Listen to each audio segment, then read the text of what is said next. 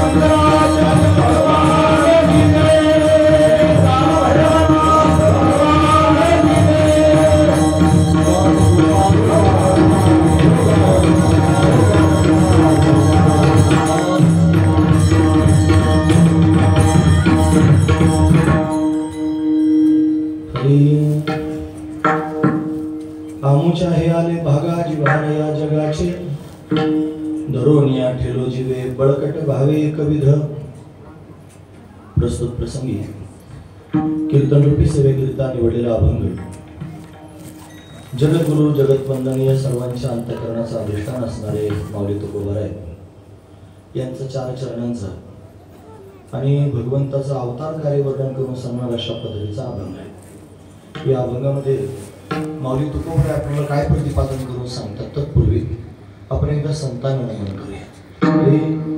श्री संतांचे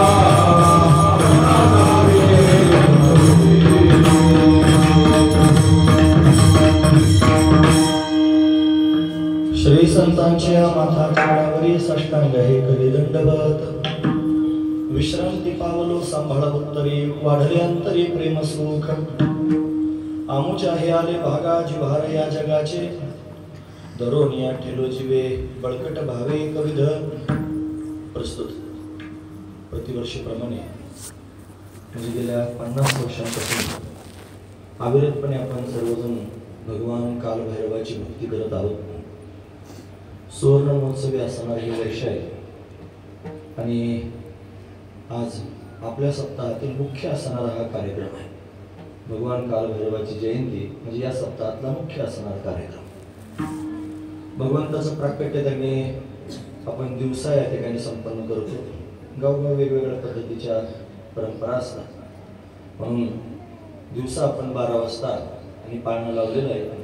पुष्पवर्षाव आपण या ठिकाणी 12 वाजता करणार आहोत. भगवान प्रगट झाले आणि ते सर्वांना त्यांनी दिव्य असणारं धर्मतत्व त्यांनी प्रतिपादन करण्याकरिता झाले. दंड झाले आहे. दंड पाण्याच्या भैरवम असं म्हणलं जातं. म्हणून त्यांनी दंड आणि पाणी शब्दाचा अर्थ तो हात, ज्यांच्या हातामध्ये दंड आहे असे दंड पाणी भैरव, काल भैरव प्रत्यक्ष त्यांनी प्रगट झाले. आमचं सगळ्यांचं भाग्य आहे की त्या भाग्यानं त्यांनी महाराज भगवंताचं आपल्याला दर्शन झालं, प्राप्तव्य झालं. आमच्या हे आले भागा, आमच्या भाग्याने त्यांनी हे आम्हाला प्राप्त झालं. खरं तर हा अभंग जगद्गुरु तुकोबा यांनी पांडुरंगा करता लिहिलेला आहे. माझ्या भाग्यानं पांडुरंग प्रत्यक्ष भेटला असं त्यांना म्हणायचं. कर्मधर्म संयोगाने या अभंगात कोणा देवाचं नाव घातलेलं नाही. मग तो देव इथून तिथून एकच असतो महाराज.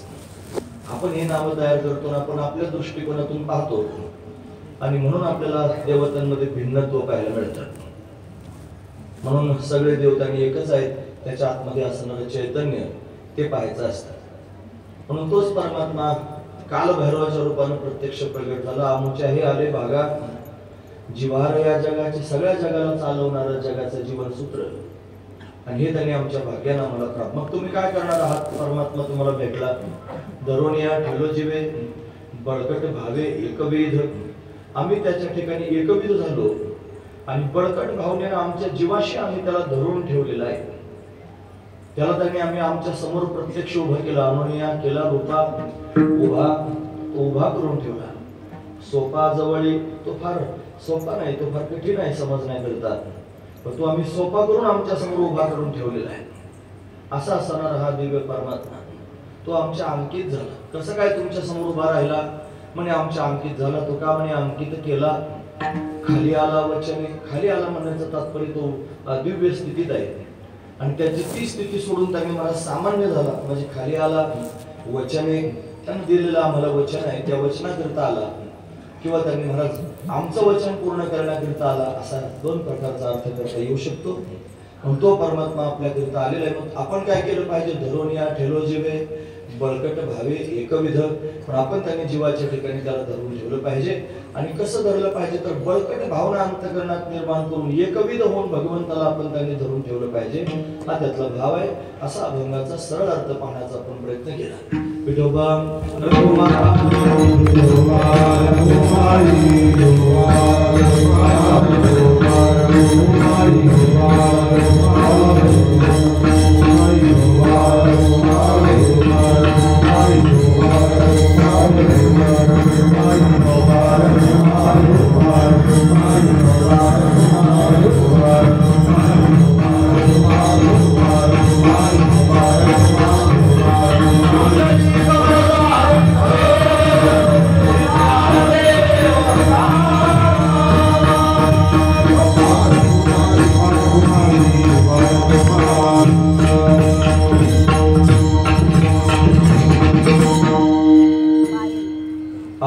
आले भागा जिव्हार या जगाचे धरून या ठेलो जीवे बळकट भावे एकविध. प्रस्तुत प्रतिवर्षी आपण मोठ्या थाटात हा सप्ताह संपन्न करतो. आपल्याकडे सेवा करण्याचा हा पहिलाच आमचा प्रसंग आहे. पण ही सगळी मंडळी बरीचशी आमच्या परिचयाची आहेत. ओतूरच्या दिंडीमध्ये चैतन्य बाबांच्या बरोबर त्यांनी चालणारी ही मंडळी, त्यांचा सर्वांचा माणिक वेळेला त्यांनी भेटायचा योगित असतो. आणि या परिसरात आपण श्रीमद भागवत कथा कीर्तनांचे अनेक वेळेला सेवा त्यांनी केली. आदरणीय श्री दुराभे महाराज या ठिकाणी उपस्थित आहेत. आपण 20व्यावरती आणि भागवत कथांचा अशा पद्धतीने आपण चिंतन ऐकलेलं आहे. आज विशेष असणारी पर्वणी आहे. आजचं जे कीर्तन आहे हे नैमित्तिक कीर्तन आहे. काय निमित्त आहे कीर्तनाला? काल भैरवाचं प्राकट्य, काल भैरव जयंती, ते निमित्तानं असणारी कीर्तन रूपी सेवा. अनेक महापुरुषांची कीर्तन आपण त्यांनी चिंतन श्रवण केलेली आहे. काल परमपूजनीय आदरणीय प्रातस्मरणीय श्री अमृताश्रम स्वामी महाराज यांचं आपण त्यांनी श्रवण केलं. आमचे ज्येष्ठ गुरुबंधू आहेत. आमच्या स्वामीजीकडं ते सारखे त्यांनी येत असायचे. आणि फार सलोखा आम्हाला त्यांच्या माध्यमातून त्यांनी प्राप्त झाला. काल त्यांचं चिंतन आपण सर्वांनी श्रवण केलेलं आहे. बहुश्रुत मंडळी आहात, कोंडाजी बाबांपासून तुम्हाला श्रवणाची परंपरा प्राप्त झालेली आहे. हा सगळा परिसरच बाबांनी अशा पद्धतीने दुमदुमून टाकला होता. अशी महात्मे त्यांनी प्रगट होतात आणि प्रगट होऊन त्यांनी मला सर्व झोपलेल्या जीवांना जागा करण्याकरिता अट्टहास करतात. मग परमार्थाचं दिव्य असणारं सूत्र त्यांच्या हातात येतात. त्यांचा अवतारच तेवढ्याकरता झालेला असतो. कोंडाजी बाबा म्हणजे दुसरे जगद्गुरु तुकोबारायच होते. हे प्रत्यक्ष त्याने वैराग्य संपन्न अशा पद्धतीचं जीवन जगून सगळ्या जगाला वैराग्य संपन्न करणारे होते. त्यांचा संघ आपल्या सर्वांना झाला आणि त्यांच्या माध्यमातून हा परमार्थ त्यांनी अशा पद्धतीने आपला वृद्धिंगत झालेला आहे. म्हणून दिव्य संधी ही पर्वणी आहे. भगवंताचं प्राकट्य होत असतं. भगवान अवतार घेऊन येतो. हा त्याचा खेळ आहे महाराज. तो खेळण्याकरिताच येतो. फक्त त्याचा खेळ आपल्या सगळ्यांना कळायला पाहिजे. हे संपूर्ण विश्व त्यानं निर्माण केलेलं आहे, खेळण्याकरिताच केलेलं आहे. तो म्हणतो हे मज चिस्तब झाले पण म्या नाही केले, ऐसे जेणे जाणे तले तो सुटला गा. हे माझ्यापासूनच झालं. मी काही केलं नाही म्हणतो, पण त्याच्यापासूनच सगळं निर्माण झालं. तोच सगळ्या गोष्टीमध्ये व्याप्त आहे. या जगताकडे जर पाहण्याचा प्रयत्न केला तर या जगतामध्ये तो ईश्वर अभिन्न निमित्त उपादान कारण आहे. या जगतामध्ये अभिन्न रूपाने तो सर्व ठिकाणी गच्च भरलेला आहे. कोणी जर तुम्हाला विचारलं तुमचा देव कुठे आहे, तुम्ही ऐकत नसा त्याने कोणी विचारलं तुम्हाला तुमचा देव कुठे आहे, त्याला उत्तर नाही द्यायचं. त्याला प्रश्न विचारायचा. आमचा देव कुठे नाही सांग, महत्वाचा मुद्दा आहे. तो तर म्हणला देव कुठे आहे, मग काय उत्तर द्यायचं तुम्हाला? वैकुंठात, कैलासात, सगळी उत्तर चुकतील ना. त्याला प्रश्न विचारायचा दुसरं की आमचा देव कुठं नाही ते सांग. सगळ्या कणाकणात आहे. हिरू म्हणे काष्टी पाशाने सकळ आहे वनमाळे जेथे तेथे सर्व ठिकाणी ब्रह्म सर्वगत सदा सहम जेथे अनु नाही विषम असे जाणते ते अति दुर्गम ईशावास्य विदम सर्वम ईशावास्य उपनिषद वर्णन करून सांगतात. किंवा जो ज्ञानी पुरुष आहे त्या ज्ञानी पुरुषाला एक दृष्टी प्राप्त होते आणि त्या दृष्टीने त्याला कळतं वासुदेव सर्वमिती समहात्मा सुदुर्लभा बहुनाम जन्मनाम अंते ज्ञानवान मां प्रपद्यते वासुदेव सर्वमिती समहात्मा सुदुर्लभा. म्हणून वासुदेव सर्वमिती सगळ्या ठिकाणी परमात्मा गच्च भरलेला आहे. तो संपूर्ण जगताचा अधिष्ठान आहे. हे दिसणारं जगत परमात्म्यावर अध्यस्त प्रतीला आलेलं आहे. त्याच्याकरिता साधू संतांनी उदाहरणं सांगितली. दृष्टांत दिला रज्जू सर्पाचा. रज्जू म्हणजे दोरी आणि सर्प म्हणजे साप.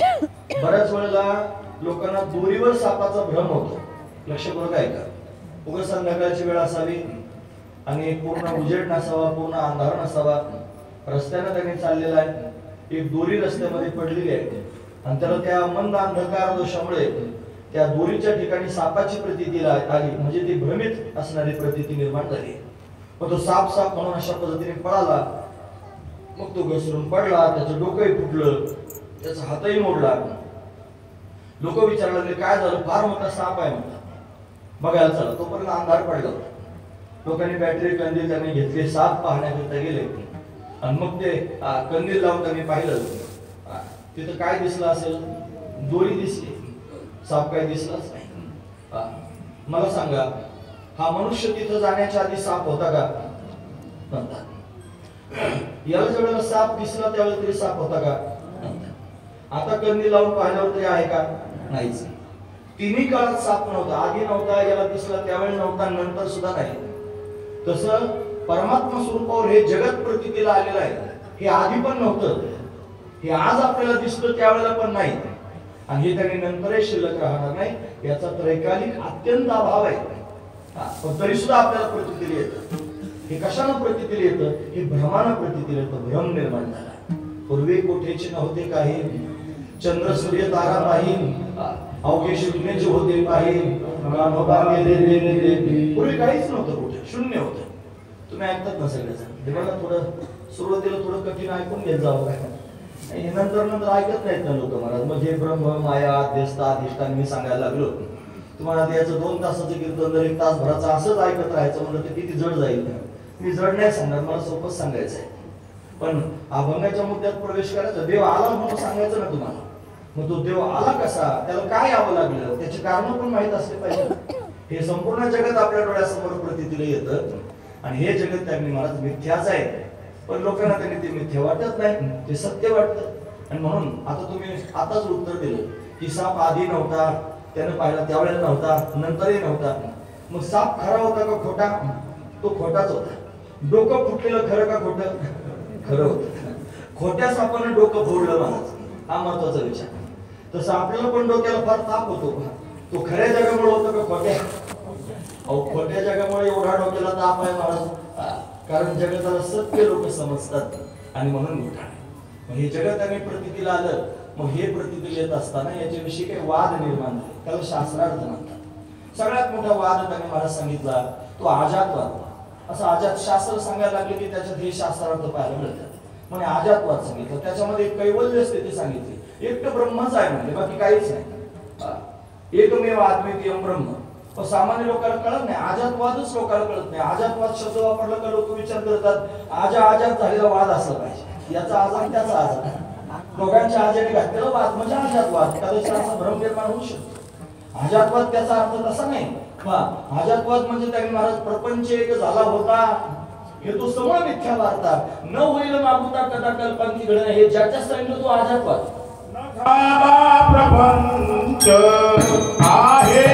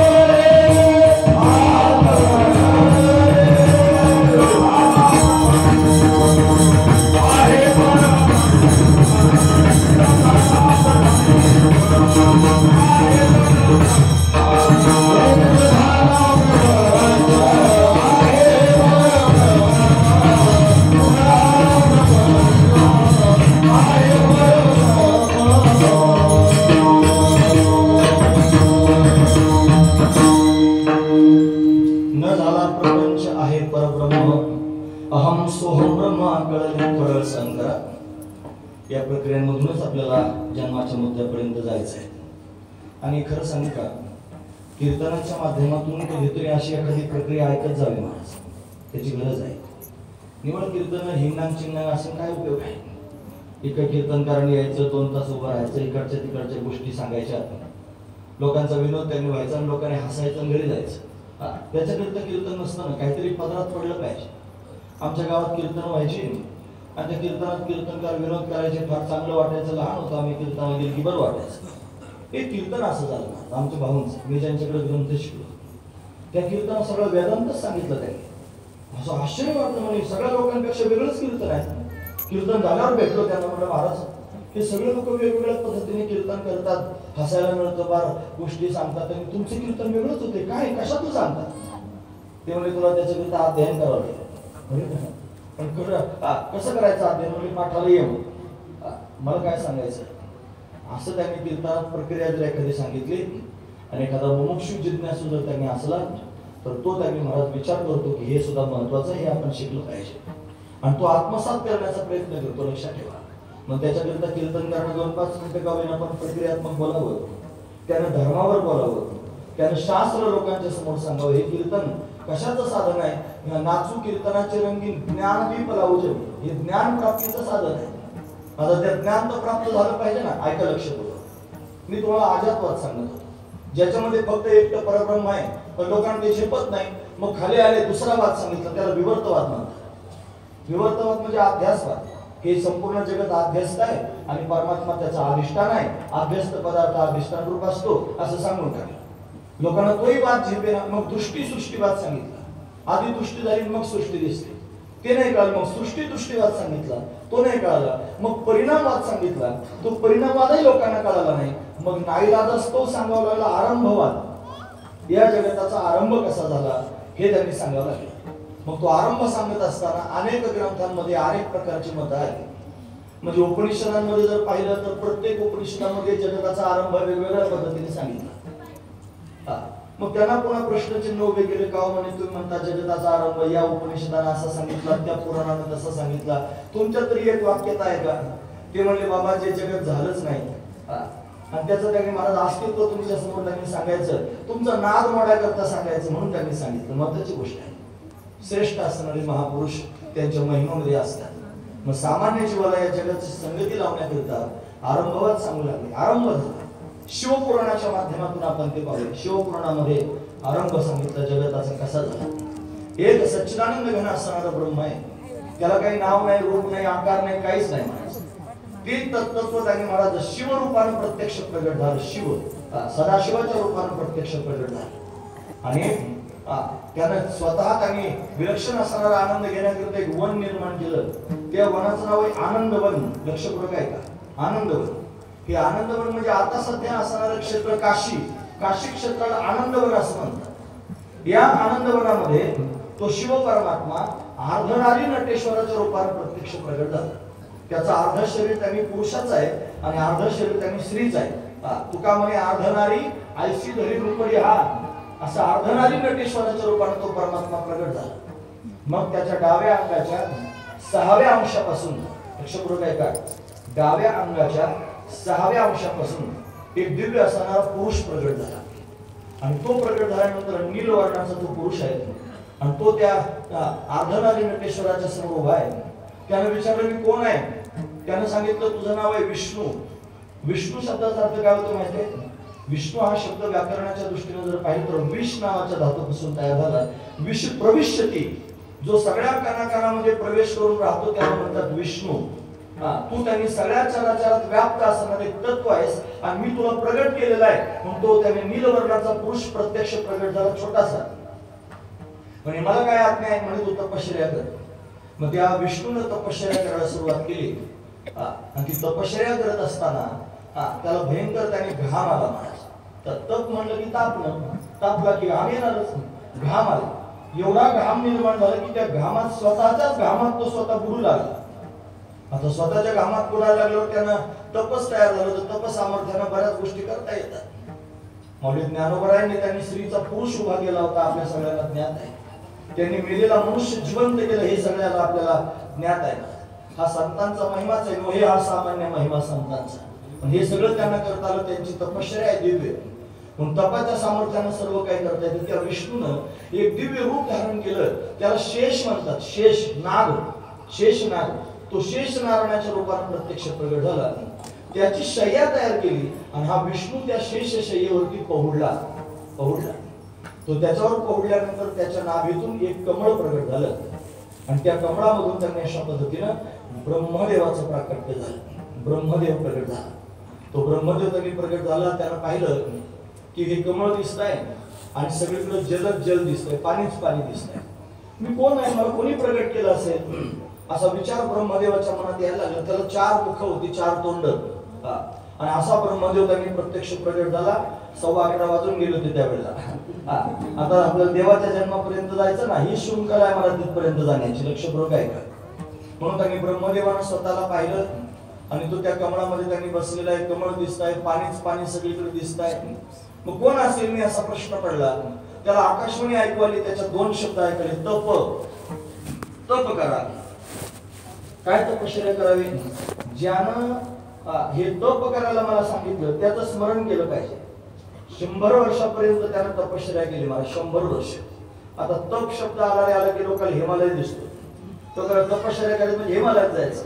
हिमालयात जाण्याची काय आवश्यकता नाही तपश्चर्या करायची. आपण तपश्चर्या इथेही करू शकतो. तपश्चर्या ही 3 प्रकारची असते, कायिक, वाचिक आणि मानसिक. कायाने केलेली तपश्चर्या, वाणीने केलेली तपश्चर्या, मनाने केलेली तपश्चर्या. कशी कायाने तपश्चर्या करता येईल? तुमच्या डोळ्यांना तपश्चर्या करता येते. डोळ्यांना जर समजून सांगितलं की हे डोळ्यांनो तुम्ही त्यांनी काही चुकीचं पाहू नका, तुम्ही जर पाहायचं असेल तर भगवंताला पहा, असं जर डोळ्याला समजून सांगितलं आणि डोळ्यांनी जर ते पथ्य पाळलं तर डोळ्यांची तपश्चर्या होते. गांधारीनं तपश्चर्या केली महाराज. तिला डोळे होते, धृतराष्ट्राला डोळे नव्हते. तिने डोळ्यावर पट्टी बांधून टाकली. पती अंध आहे म्हणून स्वतःच्या डोळ्याला पट्टी बांधून टाकली. तिच्या डोळ्याची तपश्चर्या झाली. म्हणतात दुर्योधन तिच्या समोर त्यांनी वस्त्ररहित होऊन गेला आणि तिने डोळे उघडून पाहिल्याबरोबर तो पोलादी झाला. हे काय आहे? तिच्या डोळ्याच्या तपश्चर्याचं फळ आहे. म्हणजे डोळ्यांनी तपश्चर्या करता येते, कानांनी तपश्चर्या करता येते. कानांना समजून सांगायचे, बघ दुसरं काही ऐकू नको, जगाच्या झंझटी ऐकू नको, कोणाच्या भांगडीत पडू नकोस. तुला जर ऐकायचं असेल तर भगवंताची गुणानुवाद ऐक, भगवंताचं नामस्मरण त्यांनी ऐक. या सगळ्या गोष्टी अशा पद्धतीने पारमार्थिक चिंतनात आण. बाकीचं काही ऐकू नकोस. पण लोकांना त्याचा जास्त छंद असतो. कानाला त्यांनी महाराज परमार्थ किती गोड सांगितलं तरी पण परमार्थ गोड लागत नाही. कीर्तन ऐकायला त्यांनी चल म्हणलं की कीर्तन ऐकायला नको म्हणतात लोक, आणि आले तरी पण चित्त देऊन ऐकत नाहीत महाराज. आणि एवढ्यात त्या एखाद्याचं भांडण सुरू द्या तिकडं, पोटात भूक लागलेली असू द्या, ऑक्टोबरचं ऊन असू द्या, फार त्यांनी महाराज सगळं तळपत असू द्या, पायात काहीच नसू द्या, असा चवड्या उभा राहून गर्दी जर असते तर ऐकतो महाराज. 2 तास उभा राहून ऐकतो तो, कारण त्याला ते भांडण ऐकायला फार प्रिय वाटतं. त्याला भगवंताचं चिंतन ऐकायला गोड लागत नाही, त्याचा तो चिंताचा विषय तिकडे धावतोय. पण कानाला समजून सांगितलं पाहिजे, सावधान, भगवंताचं चिंतन करा. जिन हरी कथा सुनी नाही काना, श्रवण रंध्र आई भवन समान. ज्यांनी भगवंताची कथा कानाने ऐकली नाही त्याची कान म्हणजे सापाची बिळच आहेत. हा महत्वाचा विचार. त्याची जी डोळे आहेत ना, जे देवाचं दर्शन घेत नसतील तर ते डोळे म्हणजे मोर पंखावर असणाऱ्या डोळ्यांसारखे डोळे आहेत महाराज. म्हणून इंद्रियांचं साफल्य आहे महाराज. म्हणून तपश्चर्या कानांची, डोळ्याची, हाताची, पायाची, मनाची तपश्चर्या, मनानं भगवंताचं चिंतन करणं ही तपश्चर्याच आहे. अशी तपश्चर्या जर आपल्या जीवनात असेल तर परमात्मा प्राप्त होईल. महाराज म्हणतात तप केल्याशिवाय देव प्राप्त होत नसतो. तपे विन दैवत, विद्या विना प्राप्त, तपे विन दैवत प्राप्त होत नसतं. तपश्चर्या ब्रह्मदेवाने केली 100 वर्षाची. ती तपश्चर्या त्याची पूर्ण झाल्यानंतर त्याला भगवंतानं प्रत्यक्ष दर्शन दिलं महाराज. चतुर्भुज असणारं परमात्म्याचं दर्शन त्याला झालं. मी कोण आहे म्हणून त्याने विचारलं. म्हणे तू माझा पुत्र आहेस, तू माझा मुलगा आहेस, मीच तुला प्रगट केलेला आहे. कशाकरिता? म्हणे मला सृष्टी निर्माण करायची, सृष्टी त्यांनी निर्माण करण्याचे खेळ खेळायचे. मग त्याला वैकुंठ धामाचं दर्शन करून दिलं. ब्रह्मदेवानं त्यांनी विचारलं, देवा सृष्टी निर्माण करायला तुम्ही सांगता इथपर्यंत ठीक आहे, पण मला सृष्टी निर्माण करता यायची नाही. का बरं? ती निर्माण करण्याकरिता ज्ञान असलं पाहिजे ना. ते ज्ञानाशिवाय कसं करता येईल? मग भगवंताने विचार केला, खरंच याला ज्ञान दिलं पाहिजे. देवानं अर्जुनाच्या समोर विश्वरूप प्रगट केलं महाराज. आणि ते त्याला दाखवलं जे कोणालाच दाखवलं नाही. आणि तो अर्जुन पाहत होता, त्याला काही दिसेच नाही. मग देवाच्या लक्षात आलं की आपण याला दिव्य दृष्टीच दिली नाही. मग भगवंताने त्याला दृष्टी दिली आणि मग त्याला त्यांनी दिव्य रूपाचं दर्शन घडलं. तसं त्यांनी महाराज हे जगत निर्माण करण्याकरिता किंवा हे सगळं कार्य होण्याकरिता तुला दृष्टी म्हणजे ज्ञान असलं पाहिजे. भगवान म्हणजे मी तुला ज्ञान सांगतो. हरी श्री भगवान वच हे ज्ञानं परमगुह्यं मे यद विज्ञान समन्वितं सरहस्यं तदंगंच गृहान गदितं मया यावानहं यथा भावो यद्रूपगुण कर्मणा तथैव तत्त्वविज्ञानम् अस्तु ते मदनुग्रहात्. मी तुला ज्ञान सांगतो. ज्ञानं परमगुह्यं, गुह्य ज्ञान सांगतो. यद विज्ञान समन्वितं, विज्ञानासहित म्हणजे अनुभवासहित सांगतो. माझ्या अनुग्रहानं तुला ते तत्व प्राप्त होईल. मग ब्रह्मदेवाला ज्ञान झालं. ब्रह्मदेव म्हणला, देवा सृष्टी मी निर्माण करील, पण या सृष्टीत जर मला मोह निर्माण झाला मग काय करू? मोह मोठा घातक असतो. मोहात जर पडलो तर काय होईल? मोह म्हणजे प्रेमच आहे महाराज. तुम्ही ऐकतात ना सर्व. मोह हे प्रेमाचंच नाव आहे. आपल्या सगळ्यांच्या पोटात प्रेम असतं, फक्त ते आपण कुठं ठेवू तसं तसं नाव बदलत जातं. आपल्या अंतःकरणातलं प्रेम जर आपण एखाद्या व्यक्तीवर करायला लागलो तर त्याला नाव येतं मोह. आपल्या अंतःकरणातलं प्रेम जर एखाद्या वस्तूवर आपण करायला लागलो तर त्याला नाव येतं आसक्ती. आणि आपल्या अंतःकरणातलं प्रेम जर आपण भगवंतावर केलं तर त्याला नाव येतं भक्ती. भक्ती म्हणजे भगवंतावर केलेलं प्रेम, महत्वाचं मुद्दा आहे. पण मोह म्हणजे त्यांनी व्यक्तीवर केलेलं प्रेम. कीर्तनकार असं बोलायला लागले की थोडे आपले पानं उलटून पाहिजे. आपण कोणावर प्रेम करतो? आपण जर अजून बायका पोरांवर प्रेम करत असलो तर आपण मोहात अडकलेलो आहोत. आपण जर धन संपत्ती प्रॉपर्टीवर प्रेम करत असलो तर आपण आसक्त झालेलो आहोत. आणि आपण या कोणावरच प्रेम न करता फक्त भगवंतावरच प्रेम करत असलो तर आपण भक्त आहोत. नाही तर हरिभक्तीपर्यंत व्हायची फार घाई असते लोकांना. काही पत्रिका कॅन्सल केल्या आमच्या भागात एका जणांनी. 1000 पत्रिका छापून आणल्या होत्या. म्हणून माझ्या नावापुढे हरिभक्तीपर्यंत लिहिलं नाही, आपण खपून घ्यायचो नाही. आता काय करा? त्याला ते लेबल चिकटावं लागले महाराज आणून त्याच्या पुढे हरिभक्तीपर्यंत. मग त्या पत्रिका वाटल्या तशा वाटून सुद्धा द्यायचं. अरे हरिभक्तीपर्यंत पदव्या लावून काय करायचं? निश्चय तिच्या पदवीने काय होतं? हरिभक्तीपर्यंत झाला पाहिजे ना. हा महत्वाचा विचार. त्याच्या जीवनात भक्ती आली पाहिजे. भक्ती म्हणजे काय? भगवंतावरच केलेलं प्रेम, त्याचं नाव आहे भक्ती. पण बाकीच्यांवर जर प्रेम करून जगत असाल आणि स्वतःला हरिभक्तीपरायण म्हणून घेत असाल तर मग मात्र ते योग्य नाही. आत्मपरीक्षण केलं पाहिजे. कीर्तन हे जाग करण्याकरताच असतं. मग कीर्तनात बसल्या बसल्या एखादा शब्द आपल्यापर्यंत यावा, तो आपल्याला धडकावा आणि धडकल्यानंतर त्यांना आपल्यावर काही प्रक्रिया करावी. फार महत्वाचा विचार आहे. लोकांवर प्रक्रिया होत नाहीत महाराज. न होण्याचं कारण सांगतो, तुम्ही ऐकतात ना, ऐका लक्ष करून. कारण असं आहे, सगळ्या लोकांच्या मनात एक भ्रम असतो. ते म्हणतात हे जे कीर्तन चाललंय ना, हे या सगळ्या लोकांकरता चाललंय, आपला काही संबंध नाही. आपण फक्त आलेलो आहोत यायचं म्हणून, आपला काही संबंध नाही. हे बाकीच्या लोकांकरता चाललंय, आपला काही संबंध नाही. असं जर म्हणत असेल तर कीर्तन त्याच्यावर परिणाम करणार नाही. ज्या दिवशी ऐकणारा प्रत्येक मनुष्य असं म्हणेल की लोकांचं मला माहित नाही काही, हा कीर्तनकार बोलतोय फक्त माझ्याकरता बोलतोय, असं कीर्तनात बसल्या प्रत्येक व्यक्तीला ज्या वेळेला वाटेल त्यावेळेला कीर्तन जीवनामध्ये परिवर्तन निर्माण करेल. फार महत्वाचा मुद्दा. लोक असं विचारच करत नाहीत. लोकांना वाटतं दुसऱ्याकरता चाललंय, आपल्याकरता काहीच नाही, म्हणून त्याच्यामध्ये इन्व्हॉल्व्ह होत नाही. म्हणून त्याच्यामध्ये पदार्पण करा. थोडं कीर्तन आपल्या अंगावर ओढून घेण्याचा प्रयत्न करा आणि आपल्या मनाला प्रश्न विचारा, आपण कोणावर प्रेम करतो? आपण जर बायका मुलांवर, व्यक्तीवर प्रेम करत असलो तर आपण मोहात अडकलेलो आहोत. आपण जर काही संपत्तीवर प्रेम करत असलो तर आपण आसक्त झालेलो आहोत. आपण भगवंतावरच जर प्रेम करत असलो तरच आपण हरिभक्ती करायला आहोत. नाहीतर शिक्के मारून घेण्यात काय तात्पर्य आहे. म्हणून त्यांनी मोह निर्माण होऊ शकतो. ब्रह्मदेव म्हणला मला जर मोह झाला मग काय होईल? मी एकटा आहे तोपर्यंत बघाय, 2 तांदूळ पडले एखाद्यावर, माणसं मन आहे आपल्याकडे, एकटा जीव सदाशिव. 2 तांदूळ पडले तदैव लग्नम सुनिनंत देव तारा बलन चंद्र बलंत झालं की झालं त्याचं काम. त्याला बायको आली गेली की तिच्या मोहामध्ये अडकून पडतो. मग 2 मुलं झाले मग आणखी जास्त अडकून पडतो. असं होण्याची दाट शक्यता असते. म्हणून त्यांनी ही माणसाच्या जीवनामध्ये परिस्थिती निर्माण होते. ब्रह्मदेवाला सुद्धा असंच वाटलं, मी मोहात पडलो मग काय करायचं? भगवंतानं सांगितलं, मी सांगितलेलं जे ज्ञान आहे त्या ज्ञानानं तुला मोह होणार नाही. भगवंतानं गीता अर्जुनाला सांगितली. का सांगितली? अर्जुनाला काय रोग झाला होता काय कळलं तुम्हाला? अर्जुनाला मोह झाला होता. तो अर्जुन मोहानं ग्रस्त झाला होता आणि देवानं त्याला गीता सांगितली, पण अशी उगीच नाही सांगितली. पहिल्या अध्यायामध्ये पंडितासारखा बोलत होता अर्जुन. तो फार तत्वज्ञान देवाला सांगत होता. तो म्हणला देवा असं होईल, पतंती पितृ हे शाम लुप्त पिंडो तथा क्रिया, असं त्यांनी सगळं देवाला तत्वज्ञान सांगत होते. देव त्याचं ऐकून घेत होता. दुसऱ्या अध्यायात ज्या वेळेला बोलायला लागला तो आणि देव काहीच बोलत नाही, त्यावेळेला त्याच्या लक्षात आलं हा काहीच बोलत नाही. मग त्याने 2 गुडघे जमिनीवर टेकवले, हात जोडले, विनंती केली, देवा अरे मी एवढं बोलतो तू काहीच बोलत नाहीस. अरे मी कार्पण्य दोषांना ग्रस्त झालो ना, कार्पण्य दोषोपहत स्वभाव पृच्छामी ताम धर्मसम्मूढ चेता, अशी माझी अवस्था झाली.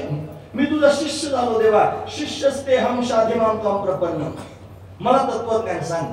मग भगवंतानं त्याला तत्वज्ञान सांगितलं आणि अर्जुनाच्या मुखातून पोहोच पावती बाहेर आली. लक्षपूर्वक ऐका, मी श्लोक म्हणून दाखवतो. अर्जुन म्हणतो देवा, नष्टो मोह स्मृतिर्लब्ध्वा तत्प्रसादान मयाच्युत स्थितोस्मि गत संदेह करिष्ये वचनं तव. माझा मोह नष्ट झाला, नष्टो मोह, मी मोहात अडकलो होतो आणि तुझ्या कृपेनं माझा मोह नष्ट झाला देवा. अरे या मोहातून बाजूला झाल्याशिवाय देवापर्यंत जाता यायचं नाही. नुसता सप्ताह करण्यात काय तात्पर्य आहे? स्वतःला पारमार्थिक म्हणून घेण्यात काय तात्पर्य आहे? देव प्राप्त करून घेण्यात तात्पर्य आहे. आणि जर मनुष्य शरीराच्या माध्यमातून कळत असून सुद्धा देवाच्या प्राप्तीकरता प्रयत्न करीत नसलो, आपण फक्त नाटक करतो आहोत लोकांच्या समोर. लोकांच्या समोर नाटक करून काय उपयोग आहे? लोकांना फसवता येईल नाटक करून, पण ज्याच्याकरिता हा सगळा अट्टहास आहे त्याला कसे फसवा? त्याच्यापासून काही लपत नाही. म्हणून तो त्याने मला आपल्याकडे पाहतोच आहे. मोहात अडकता कामा नये. ब्रह्मदेव मला मी मोहात अडकून पडेल. मग ज्ञान सांगितलं, ज्ञानानं मोहातून बाहेर पडता येतं. म्हणून त्याला ज्ञान प्राप्त झालं आणि मग ब्रह्मदेवानं सृष्टीचं सृजन केलं. त्याने संपूर्ण सृष्टी निर्माण केली. ही त्याने विलक्षण असणारी सृष्टी, ही सहजासहजी त्याने प्रगट झाली नाही. त्या ब्रह्मदेवाच्या तपश्चर्येतून प्रगट झाली. त्यानं 4 प्रकारच्या खाणी तयार केल्या. अंडज, जारज, स्वेदज आणि उद्भिज. 84 लाख योनी त्याने प्रगट केल्या. सगळे जीवजंतू निर्माण केले आणि संपूर्ण सृष्टीला निर्माण करू लागले ब्रह्मदेव.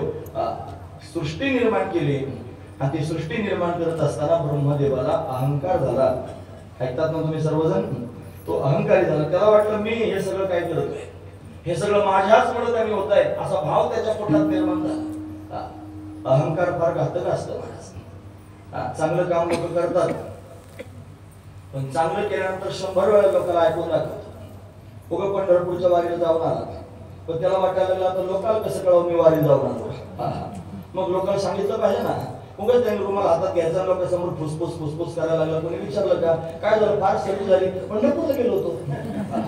फार तुम्ही जरा थोडे सुकले असतात, पंढरपूरला गेलो होतो असं लोकांना छाप मध्ये पंढरपूरला काय देवावर उपकार करायला गेला होतास का? तू गेला पंढरपूर गेला कशाला होता? तुझ्याकरता गेला का देवावर उपकार करायला गेला? भगवंताच्या प्राप्तीकरता गेलास ना, तुलाच भगवंताची प्राप्ती हवी होती. पण चांगलं काम केलं तर लोकांना फार सांगावं लागतं महाराज. देवाकरता थोडं काय केलं तर लोकांना पोस्टर लावे लागतात की मी हे सगळं केलेलं आहे. हा महत्वाचा विचार आहे. जो देवाकरताच करतो त्याला या सगळ्या गोष्टींची आवश्यकताच नसते महाराज. अभिमान निर्माण होतो ना, अभिमान मोठा घातक असतो, तो सर्वांनाच त्याने त्रास देत राहतो. म्हणून त्याने तो परमात्मा शिवरूपानं प्रत्यक्ष प्रगट झाला. त्याच्या नाभीतून विष्णू प्रगट, त्याच्या 6व्या अंशातून विष्णू प्रगट झाला. त्या विष्णूच्या नाभीतून त्याने महाराज ब्रह्मदेव प्रगट झाला. असे भगवंतानं 3 रूप धारण केले. त्या शिव परमात्म्याचं पुढे त्यांनी विस्तार मी तुम्हाला सांगतोय, शिवपुराणात सांगितले. म्हणून त्या शिवानं 3 रूप धारण केले. एक सृजन करण्याकरिता, एक पालन करण्याकरिता आणि संहार करण्याकरिता. 4थं रूप आहे तिरोधान करण्याकरिता. जो तिरोधान करण्याकरिता प्रगट झाला त्याला ईश्वर असं म्हणतात. ईश्वर काय आहे? तो ईश्वर आहे. ब्रह्मा विष्णू रुद्र ईश्वर हे 4 आहेत. ईश्वर काय करतो? तिरोधान करतो. तिरोधान करणं म्हणजे समाविष्ट करून घेणं. उदाहरण म्हणून सांगतो, लक्ष करू. काय का छोट्या छोट्या मुलांनी त्यांनी महाराज मातीचं घर तयार केलं. मातीचं घर तयार केलं, त्याच्या भिंती तयार केल्या, त्याच्यावर छत तयार केलं, त्याला खिडक्या तयार केल्या, दरवाजे तयार केले, सगळं काही घर सुंदर तयार झालं.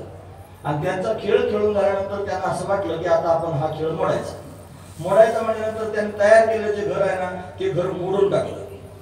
मोडलं तसंच पडलं महाराज. ते याला संहार म्हणायचं. मोडून पडणं याला संहार म्हणायचं. घर कशाचं होतं?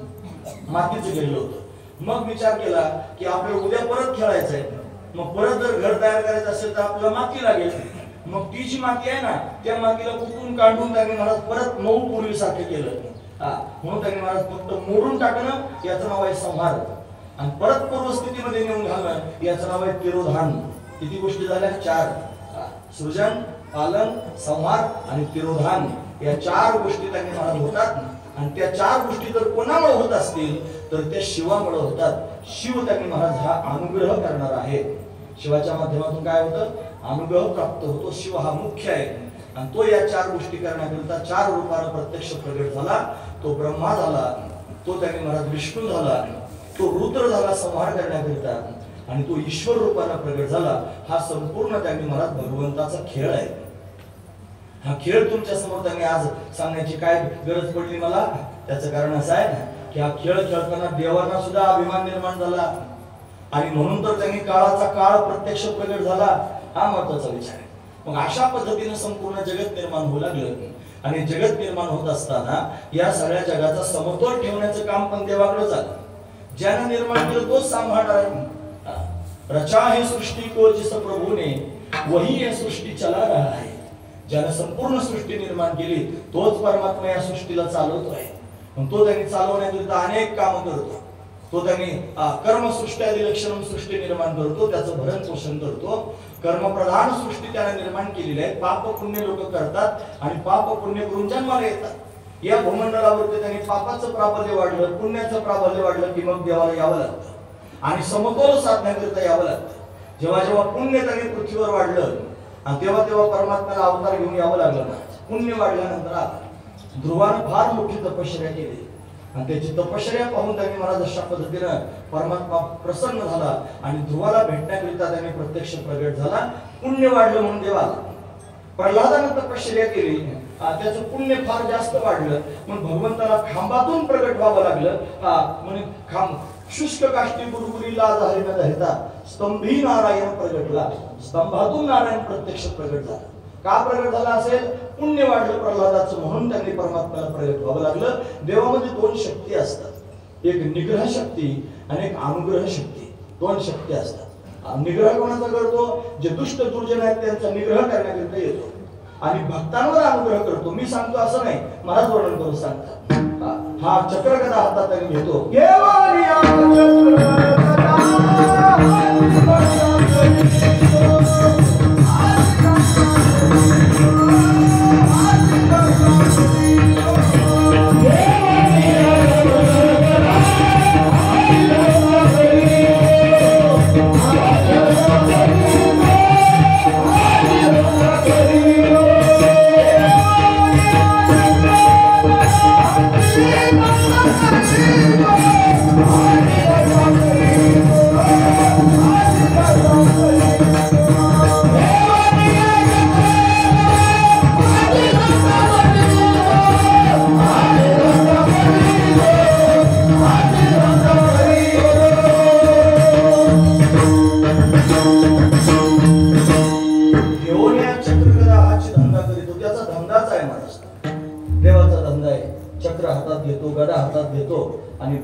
सांभाळ करण्याकरिता येतो.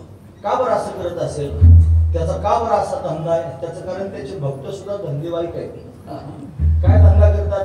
दिन रजनी हाची धंदा गोविंदाची पवाडे. दिन रजनी दिवस रात्र एकच धंदा आहे त्याच्या भक्तांना. काय? भगवंताचे गुणांवर गायचे. त्याचे भक्त एक धंदा करतात, भगवंताचं चिंतन करणे. जे भगवंताचं अखंड चिंतन करतात त्यांचा सांभाळ करण्याकरिता परमात्मा प्रत्यक्ष प्रगट होतो आणि अवतार घेऊन येतो. महाराज असे अनेक अवतार भगवान धारण करतो. अनंत अवतार घेसी अनंत अवतार भक्तांकरता आणि घेऊन येतो. सगळे जेवढे अवतार ज्याने धारण केले ना महाराज, ती अवतारांची राशीच्या राशी ज्याने धारण केले तो परमात्मा विटेवरती उभा आहे. अवतारांच्या राशीत उभा विटेवर अवतार धारण करून येणार तो परमात्मा तो विटेवरती प्रत्यक्ष उभा आहे महाराज. त्याच्यामध्ये सगळंच आहे. त्याचं नाव आहे विठ्ठल. हे विठ्ठल नाव आहे ना, त्याच्यात 3 गोष्टी दडलेल्या आहेत. लोकांना माहित नाही काय. विठ्ठल शब्दाचा अर्थ करत असताना वि म्हणजे विधाता, ठ म्हणजे नीलकंठ आणि ल म्हणजे लक्ष्मीपती. 3 गोष्टी आहेत. वि म्हणजे विधाता म्हणजे ब्रह्मदेव, त्याच्यातच गच्च भरलेला आहे. ठ म्हणजे नीलकंठ, त्याने मस्तकावरच शंकराची पिंड धारण केलेली आहे. आणि तो लक्ष्मीपती आहे. हा लक्ष्मीपती शंकराला मस्तकावर धारण करून जगताचं सृजन करणारा विधाता सुद्धा झालेला आहे. असं त्याने 3 देवांचं एकत्रीकरण, त्याचं नाव आहे विठ्ठल. असा विठ्ठल आहे महाराज. तो विटेवरती उभा आहे आणि तो त्यांनी महाराज सहजासहजी प्रगट होत नसतो. तो आपल्या सगळ्यांच्या भाग्याने त्यांनी प्रगट होत असतो. म्हणून तो भक्तांवर त्यांनी अनुग्रह करण्याकरिता, भक्तांवर कृपा करण्याकरिता आणि प्रत्यक्ष अशा पद्धतीने त्यांनी महाराज प्रगट होतो, अवतार घेऊन येतो. तो निर्गुण आहे, निराकार आहे, शब्दांच्या पलीकडचा आहे. तो त्यांनी महाराज शब्दांनी वर्णन करता येत नाही. त्याचं वर्णन करण्याकरिता जेवढे जेवढे गेले ते सगळे नोंद झाले. त्याला बोलताच नाही आलं. भगवंताचं चिंतन करण्याकरिता शब्द कमी पडतात. काही प्रमाण आहेत महाराज भगवंताला शोधण्याकरिता गेले. प्रत्यक्ष प्रमाण, अनुमान प्रमाण, शब्द प्रमाण, उपमान प्रमाण, अर्थापत्ती प्रमाण, अनुपलब्धी प्रमाण, ही 6 प्रमाण शास्त्रात आहेत. हे 6ची 6 प्रमाण भगवंताला शोधण्याकरिता गेले, पण कोण्याही प्रमाणाचा विषय परमात्मा झाला नाही. तो आपल्या मनाचा विषय होत नाही, तो आपल्या वाणीचा विषय होत नाही, तो आपल्या बुद्धीचा विषय होत नाही, तो आपल्या इंद्रियांचा विषय होत नाही. तो परमात्मा कोणालाही अशा पद्धतीने कळत नाही. असा दिव्य असा राहतो परमात्मा. तो शब्दांच्या पारमार्थिक सत्तेमध्ये राहतो. या सगळ्याच्या सगळ्या गोष्टी मी तुमच्या समोर सांगितल्या त्या प्रातिभाषिक सत्तेत आहेत आणि परमात्मा पारमार्थिक सत्तेत आहे. मग त्याच्यापर्यंत सहजासहजी जाता येत नाही. मग त्यानंच आपल्यावर कृपा केली आणि कृपा करून ठरवलं की आपणच यांच्यापर्यंत जायचं. यांना आपल्यापर्यंत येता येत नाही ना, मग आपण यांच्यापर्यंत जायचं.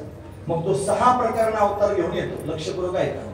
त्याच्या अवताराचे प्रकार आहेत 6. अंश, अंशांश, कला, आवेश, पूर्ण आणि पूर्णोत्तम.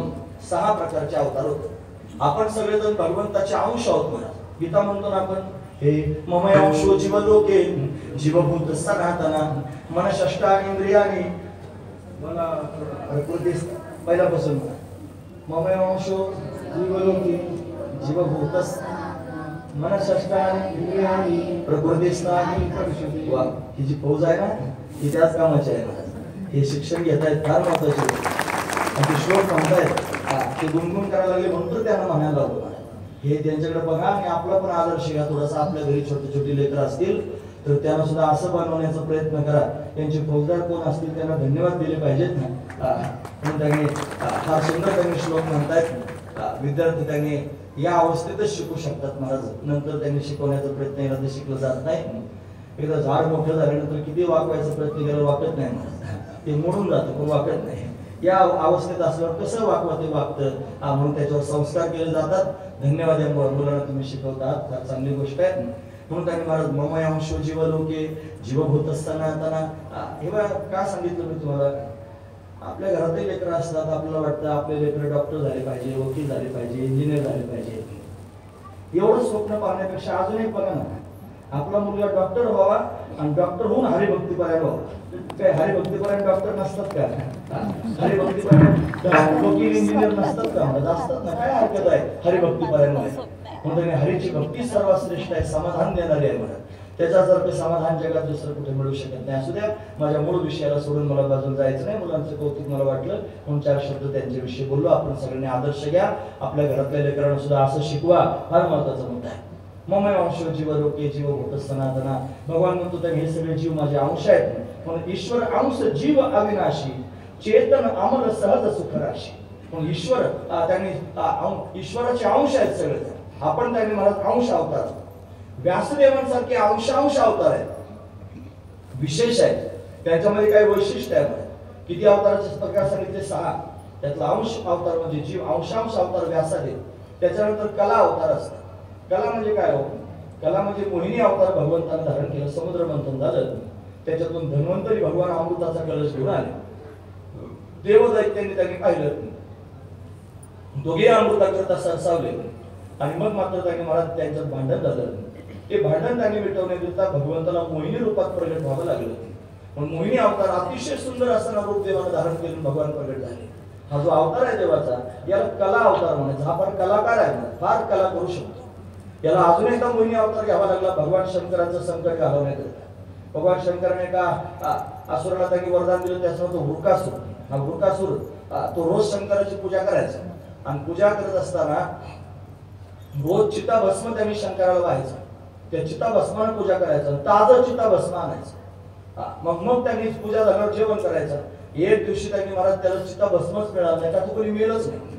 तो मग पूजा केली नाही, मग त्याला जेवायला मिळालं नाही. फार सुखला रडायला लागला. भगवान प्रगट झाले, का रडत असते? म्हणजे जेव्हा फार भूक लागली, मग जेव ना म्हणे, पूजा केल्याशिवाय जेवतोय, मग पूजा कर म्हणे. भस्म असल्याशिवाय पूजा करता येत नाही. आता भस्म घेऊन ये म्हणजे मग आणू कसं म्हणला? कोणी मेलच नाही, मला ताजं चिता भस्म आणायचं. मग काय करायचं? भोळे बाबडे भगवान शंकर त्याला वरदान देऊन टाकलं, म्हणजे जा, ज्याच्या डोक्यावर हात ठेवशील त्याचं भस्म होईल. त्याचं नाव वृकासूर होते.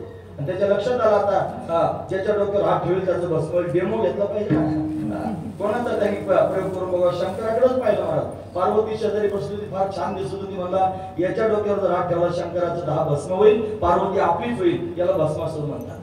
हा त्यांनी महाराज अशा पद्धतीने शंकराच्याच मागे पळायला लागला डोक्यावर हात ठेवायला. मग मात्र त्यांनी शंकराने काय करावं, भगवान नारायणाचं स्मरण केलं आणि भगवान अवतार घेऊन आले. त्या अवताराचं नाव आहे मोहिनी अवतार.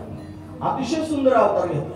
ती सुंदर स्त्रीच्या रूपात प्रगट झाले. त्या भस्मासुरानं तिला पाहिलं, तिच्यावर मोहित झाला, तिच्या मागे पडू लागला. माझ्याशी लग्न कर म्हणलं. ती म्हणजे अशी नाही लग्न. मग माझा असा पण आहे, जो माझ्यासारखं नृत्य करून दाखवेल मी त्याच्याशीच लग्न करेन. मला मी नृत्य करतो, तिच्यासारखंच करायला लागला माझं असं सगळं. मग तिनं असं त्या नृत्यामध्ये त्याला फसवलं आणि नाचता नाचता स्वतःच्या डोक्यावर हात ठेवला. तिच्यासारखंच करायचं होतं, मग त्याने पण स्वतःच्या डोक्यावर हात ठेवला आणि स्वतःच्या डोक्यावर हात ठेवून स्वतःच भस्म झाला. का सांगतो कशाकरिता? देवाला कला करावी लागली ही, म्हणून तर त्यांनी भस्मासूर मारला गेला. तर शंकराच्या मागे धावत होता. कला अवतार, अंश अवतार, अंशांश अवतार, कला अवतार. त्याच्यानंतर त्यांनी आवेश अवतार. आवेश अवतारात भगवान प्रत्यक्ष प्रगट होतो. आवेश अवतार म्हणजे उग्र असणारा अवतार. तो वराह रूपाने प्रगट झाला, तो नरसिंह रूपाने प्रगट झाला. हे त्याची उग्र अवतार आहेत. तो त्यांनी शंकर आहे. शंकर सुद्धा त्यांनी अनेक अवतार घेऊन येतात, त्याच्यामध्ये सुद्धा उग्र अवतार पाहायला मिळतात. आज ज्या अवताराचं आपल्याला स्वागत करायचं आहे, आज ज्या अवताराची कथा आपल्याला त्यांनी आपण सर्वजण ऐकतो, ही पूर्वपीठिका, तो अवतार सुद्धा उग्र अवतार आहे.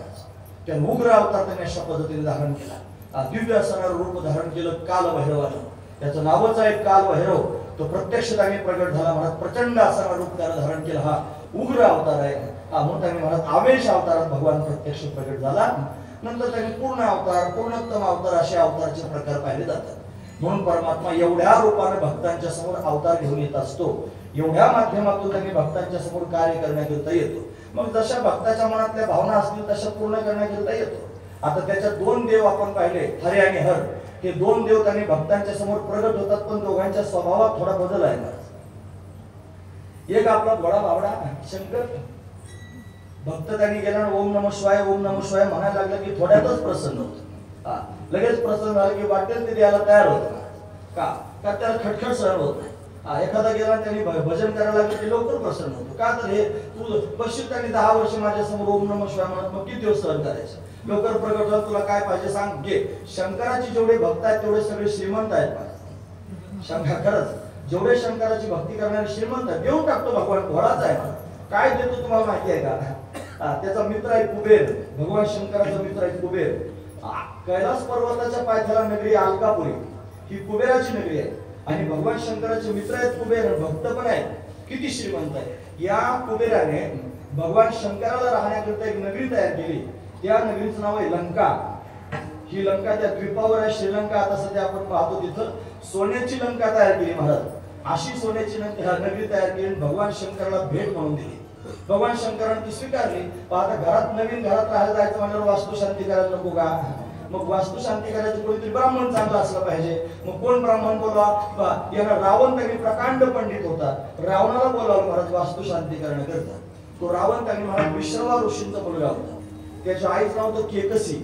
ही केकसी राक्षस कन्या होती आणि विश्रवा हे त्यांनी ब्राह्मण होते. ब्राह्मण आणि राक्षसाचा त्यांनी संयोग होता महाराज. रावण हा राक्षस पण होता आणि ब्राह्मण पण होता. तो आला, त्याला त्यांनी महाराज आता वास्तुशांती करायला बोलावलं. फार चांगली वास्तुशांती केली आणि वास्तुशांती झाल्यानंतर विचारलं, भटजीबा आता तुम्हाला काय दक्षिणा द्यायची सांगा. ते म्हणे खरंच देणार आहात का? रावण म्हणला म्हणे खरंच देऊ. भगवान शंकराला म्हणत होता तो. भगवान शंकर म्हणे खरंच देतो. काय देणार आहात म्हणे? त्यांनी तू माग, तुला काय पाहिजे ते. ते म्हणजे मग जर देणार असेल तर ही जी लंका नगरी आहे ना सोन्याची, हीच मला देऊन टाका. आणि दिली महाराज ब्राह्मणाला दान म्हणून, दक्षिणा म्हणून देऊन टाकले.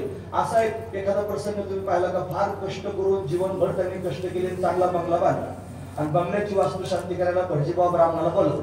त्याने फार चांगली वास्तुशांती केली, दक्षिणा द्यायला निघाला. आणि काय दक्षिणा देऊ म्हणल्यावर ब्राह्मण म्हणला तुझा बंगलाच मला देऊन टाक. एखादा देईल का? कोण तयार होईल त्याला? खरं सांगा. भगवान शंकराने देऊन टाकली लंका. एवढे भोळे आहेत महाराज. म्हणून नाथ महाराजांनी वर्णन करताना म्हणजे शिव भोळा चक्रवर्ती. शिव भोळा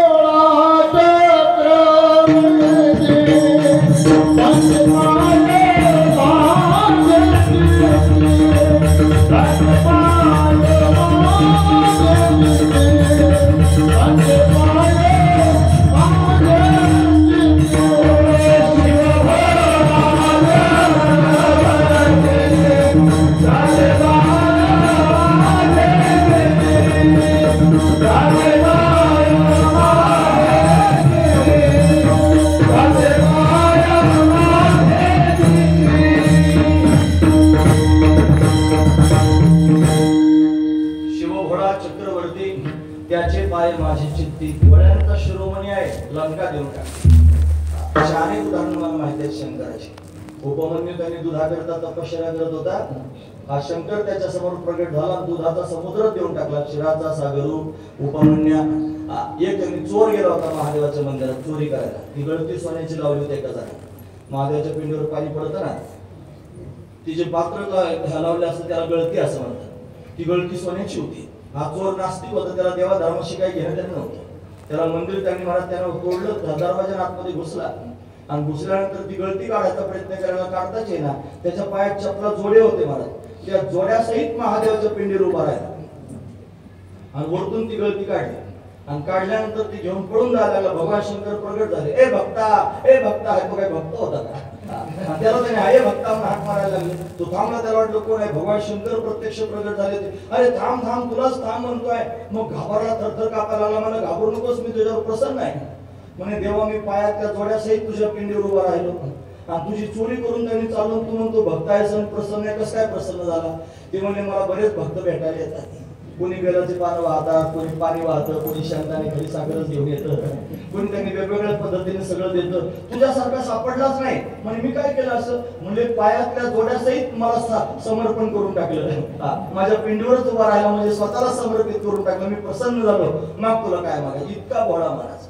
भगवान शंकर भोळा देव आहे. तो त्यांनी मला सगळ्यांना सगळं देणार आहे. एक बाजू भोळी आहे आणि दुसरी बाजू त्यांनी महाराज मोठी भयंकर आहे. त्याच्या नेत्रांमध्ये अग्नी ज्वाळाच आहेत. तो कोपल्यानंतर त्यांनी महाराज सर्वनाश करण्याकरिता तयार होतो. संहारक असणारा देव आहे. असे दोन अंग भगवान शंकराकडे पाहायला मिळतात. आणि भगवान विष्णू पण त्यांनी वरदायक असणारा देव आहे. तो पण अवतार घेऊन येतो, भक्तांना सांभाळतो. पण त्याचे सगळे भक्त गरीब असतात. सुदामा ब्राह्मण दरिद्र वेळ आहे अजून 5 मिनिटं. फुलं वाटणार का तुम्ही सगळेजण? आम्हाला तो प्रसंग आता सांगायचा, मी त्या प्रसंगाजवळ आलेला आहे. फुलं वाटताना मागच्या बाजूने वाटीत यायचे, म्हणजे त्यांनी सगळ्यांच्या हातात फुलं पडतील. असू द्या. म्हणून भगवान त्यांनी विष्णू परमात्मा हा त्यांनी वरदान देणारा देव आहे. भक्तांकरता अवतार घेऊन येत असतो इथपर्यंत ठीक आहे. पण तो त्यांनी भक्तांचे फार हाडेजाडे घेतो. सगळे त्यांनी भक्त तुम्ही बघा, कितीतरी त्यांनी गरिबी त्या भक्तांच्या घरी पाहायला मिळते. मग उचनीचे काही नाही भगवंत तिष्ठे भाऊ भक्ती देखून या. त्याच्यामध्ये जेवढ्या भक्तांचं वर्णन आहे ते सगळे गरीबच भक्त आहेत. त्या सगळ्या भक्तांना त्यांनी महाराज भगवान अशा पद्धतीनं भेटण्याकरिता आला, पण फार हाडेजाडे घेतले. म्हणून त्यांनी म्हणाले दोन प्रकारचे हे देव आहेत. आणि तिसरा त्यांनी देव मात्र संतांनी चिंतनात आणला. ते म्हणजे हरिहर सांडून देव दरिती भावशुल्लके म्हणजे श्रेष्ठ असणारे देव आहे. मग यांच्याच अवताराची परंपरा वर्णन करून सांगितली जाते. मग विष्णू परमात्म्याने त्यांनी महाराज 24 अवतार घेतले भागवतात सांगितले. तसे त्यांनी भगवान शिवानं सुद्धा अनेक अवतार धारण केले आणि ते सगळे अवतार त्यांनी शिवपुराणामध्ये पाहायला मिळतात. काशीखंडासारखा ग्रंथ जर तुम्ही वाचला असेल तर काशीखंडामध्ये सुद्धा भगवंताचे अनेक अवतार पाहायला मिळतात. भगवान शंकर त्यांनी अनेक अवतार घेऊन येतात आणि ते अवतार घेऊन त्यांनी भक्तांचं हित करतात, भक्तांचं कल्याण करत असतात. ते सर्वांमध्ये श्रेष्ठ आहे. मगाच्या प्रक्रिया जर तुम्ही ऐकल्या असतील, मी तुम्हाला 5 मुद्दे सांगितले. एक आहे परमात्मा शिव रूपाने प्रगट झालेला. तो परमात्मा त्यांनी महाराज ब्रह्मदेवाच्या रूपाने प्रगट झाला, सृजन करू लागला. तो त्यांनी महाराज विष्णूच्या रूपाने प्रगट झाला, पालन करू लागला. तो त्यांनी रुद्राच्या रूपाने प्रगट झाला, तो संहार करू लागला. तो त्यांनी अशा पद्धतीनं ईश्वराच्या रूपाने प्रगट होऊन तिरोधान करू लागला. या सगळ्या गोष्टी आपण त्यांनी पाहिल्या. म्हणजे शिवाच्या सामर्थ्याने या सर्व गोष्टी त्यांनी घडत असतात. तो परशिवच या सगळ्या गोष्टी त्यांनी करतो. सगळ्यांमध्ये तोच अनुगत आहे. म्हणून त्यांनी त्याच्या सत्तेने सगळ्या गोष्टी चालतात. ब्रह्मदेव जरी सृजन करतो तो त्याच्याच सत्तेने करतो. विष्णू जरी पालन करतो तरी तो त्याच्याच सत्तेने पालन करतो. आणि रुद्र जरी संहार करत असला तरी तो त्याच्याच सत्तेने त्यांनी संहार करू शकतो. असा दिव्य असणारा भाव आहे. म्हणजे त्यांनी त्यांच्या हे लक्षात राहायला पाहिजे की आपण हे सगळं करतो आहोत हे त्यांच्यामुळे अशा पद्धतीने करतो आहोत, त्या शिवामुळे आपण हे करतो आहोत. पण असं काही झालं नाही ना. ज्यांनी त्यांनी हे दिव्य कर्म केले त्यांना थोडा अभिमान निर्माण झाला. आणि तो अभिमान निर्माण झाल्यानंतर त्यांनी भयंकर परिस्थिती निर्माण होती. अभिमान तुका म्हणे नरका घाली अभिमान नरकातच नेऊन घालतो. महत्वाची गोष्ट आहे. ब्रह्मदेवानं सृजन करायला सुरुवात केली आणि सृजन करत असताना ब्रह्मदेवाला अहंकार निर्माण झाला की मी सृजन करतोय. ब्रह्मदेवाला अभिमान झाला मी हे सगळं करतोय. संसारातल्या लोकांना अभिमान होतो महाराज. कोणाला धनाचा अभिमान होतो, कोणाला मानाचा अभिमान होतो, कोणाला प्रतिष्ठेचा अभिमान होतो, कोणाला संपत्तीचा अभिमान होतो, कोणाला वैभवाचा अभिमान होतो, कोणाला सौंदर्याचा अभिमान होतो, कोणाला जातीचा अभिमान असतो, कोणाला पंथाचा अभिमान असतो, कोणाला संप्रदायाचा अभिमान असतो, कोणाला धर्माचा अभिमान असतो. याच्यावरूनच गचाडे धरून धरून भांडण करतात महाराज लोक. अभिमान निर्माण होतो. हा अभिमान त्यांनी मोठा घातक असतो. अभिमान होऊ देऊ नये. फार सौंदर्याचा अभिमान झाला असला तर लक्षात ठेवा एक दिवशी म्हातारपण येणार आहे. किती सौंदर्य टिकून ठेवायचा प्रयत्न केला, केस पांढरे व्हायला लागले आमचे. आम्ही काय करतो, डाय करून येतो. किती दिवस डाय केले म्हणजे केस काळे उगवणारच नाही. आता ते त्याचा व्हॅलिडिटी संपून गेली म्हणजे त्याच्या आता ते पांढरेच उगवणार. काळेपणाचा मुद्दा संपलाच काय. डोळे खराब व्हायला लागले की आपण चष्मे लावतो, कान खराब व्हायला लागले की आपण त्याच्यात मशीन घालतो. या सगळ्या गोष्टी घालून आपण त्याला किती लिपण्याचा प्रयत्न केला तरी ते आता थांबणार नाही. सौंदर्य हे जाणारच आहे एक दिवशी. तुकोबारायांना मोहित करण्याकरिता मंजिरी पाठवली भंडारा डोंगरावर आणि ती त्यांच्या समोर वाकली. तिकडे ऊन नाचायला लागली. तुकोबाराय तिच्याकडे पाहतच राहिले. तिचं नाचणं पाहून त्यांनी अशा पद्धतीने तुकोबाराय हसायला लागले. म्हणजे का हसता, प्रसन्न झाला का? म्हणजे नाही, मी तुझा विचार करत होतो. आज फार सुंदर होऊन माझ्या समोर नाचतेस, पण अजून त्यांनी महाराज 40 वर्षानंतर जर तुला पाहिलं तर तू अशी दिसणार नाहीस. तुझ्या केसाच्या आंबाड्या होतील, तुझी त्यांनी कातडी कोदडी सारखी लोंबायला सुरुवात करेल, तुझी मान गुटगुट हालायला सुरुवात करेल, तुझ्या नाकातून शेवडाच्या डोळ्या चालतील, तुला स्वतःला त्यांनी कंट्रोल करता येत नाही अशी तुझी अवस्था होईल. सौंदर्याचा अभिमान असेल तर फार उन्मत्त होऊ नका, जरा शांत व्हा आणि अंतर्मुख होऊन विचार करा की एक दिवशी जायचंच आहे. संपत्तीचा जर अभिमान असेल तर या धनाचा नधी विश्वास जशी तरुवरी छाया, जशी झाडाची सावली त्यांनी सूर्योदयाच्या वेळेला पश्चिमेला असते, मध्यानाच्या वेळेला गोंध्याजवळ असते आणि सूर्यास्ताच्या वेळेला पूर्वेला जाते. 3 वेळेला दिवसातून सावली फिरते, तसं धन सुद्धा फिरत असतं. एका जागेवर थांबत नाही. म्हणून धनानं उन्मत्त होऊन अभिमान धारण करू नये. फार बळाचा अभिमान जर झाला असला तर बळ तरी किती दिवस राहतं महाराज. पण ते सुद्धा धन मान बळे नाठविषयी देवा. आणि पदाचा जर अभिमान झाला असला तर पदाला सुद्धा काही मर्यादा असतात. 5 वर्षाची मर्यादा असते. तेवढ्या दिवस त्यांनी लोक मुद्रा सुद्धा घालतील तुमच्या समोर, पाद्य पडतील दंडवर घालून. पण ते पद एकदा गेले की मग मात्र तुम्हाला कोणी विचारणार नाही. आमचे एक पाहुणे होते, A1 ऑफिसर होते मोठे आणि बरेच स्वभाव होते. ऑफिसात गेले की सगळ्या लोकांना लगेच आवडतो, त्यांचा दराराच असायचा. रिटायर झाले आणि रिटायर झाल्यानंतर म्हणजे एकदा आपल्या स्टाफला भेटून यावं, नमस्कार सुद्धा कोणी केला नाही महाराज. का बरं, त्याचं पद गेलं ना. हा महत्वाचं आहे. राहील किती दिवस अभिमान धारण करू नका. ब्रह्मदेवाला अभिमान झाला, मी सृजन करतोय, सृष्टीचं त्यांनी सृजन अशा पद्धतीने करतो. भगवान विष्णूला अभिमान झाला, मी पालन करतो. दोघे जण त्यांनी महाराज अभिमानी झाले. कोण त्यांनी श्रेष्ठ आहे, मी श्रेष्ठ आहे का हा श्रेष्ठ आहे, अशी त्यांनी महाराज झुंबड सगळ्यांची अशा पद्धतीने उडाली. अट्टहास त्यांनी सर्वजण अशा पद्धतीने करू लागले. मग ऋषीमुनींकडे गेले, साधू संतांकडे गेले, वेदाकडे गेले, शास्त्र पुराणांकडे गेले आणि मग त्या सगळ्यांनी सांगायला सुरुवात केली की त्यांनी म्हणत, तुम्ही जरी स्वतःला श्रेष्ठ म्हणत असाल, तुम्ही जरी स्वतःला फार अभिमानी समजत असाल, मी असा आहे, मी असा आहे, तर त्यांनी मला अभिमानी स्वतःला समजू नका, तुम्ही श्रेष्ठ नाही, तो शिव परमात्मा प्रत्यक्ष त्यांनी सर्वांमध्ये श्रेष्ठ आहे, तो सगळ्यांचा मायबाप आहे, तो त्यांनी सर्वांचं भरण पोषण करणारा, तो संपूर्ण जगाचा मालक आहे, असं सांगायला सुरुवात केली. तुम्ही ऐकतात ना सर्वजण? याच्याकरिता शास्त्र पाहिलं पाहिजे.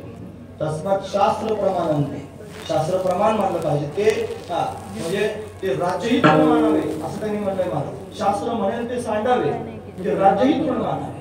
शास्त्र जे म्हणेल त्या पद्धतीने केलं पाहिजे. शास्त्रानं आपल्याला सांगितलं कोण श्रेष्ठ आहे, पुराण आपल्याला सांगतो कोण श्रेष्ठ आहे, वेद आपल्याला सांगतो कोण श्रेष्ठ आहे. आपला जो धर्म आहे ना, तुम्ही ऐकता सर्वजण, आपल्या धर्माचं नाव काय आहे? हिंदू धर्म आहे की नाही? सगळे लोक म्हणतात हिंदू धर्म. आपल्या धर्माचं नाव हिंदू धर्म नाही, आपल्या धर्माचं नाव आहे सनातन वैदिक धर्म.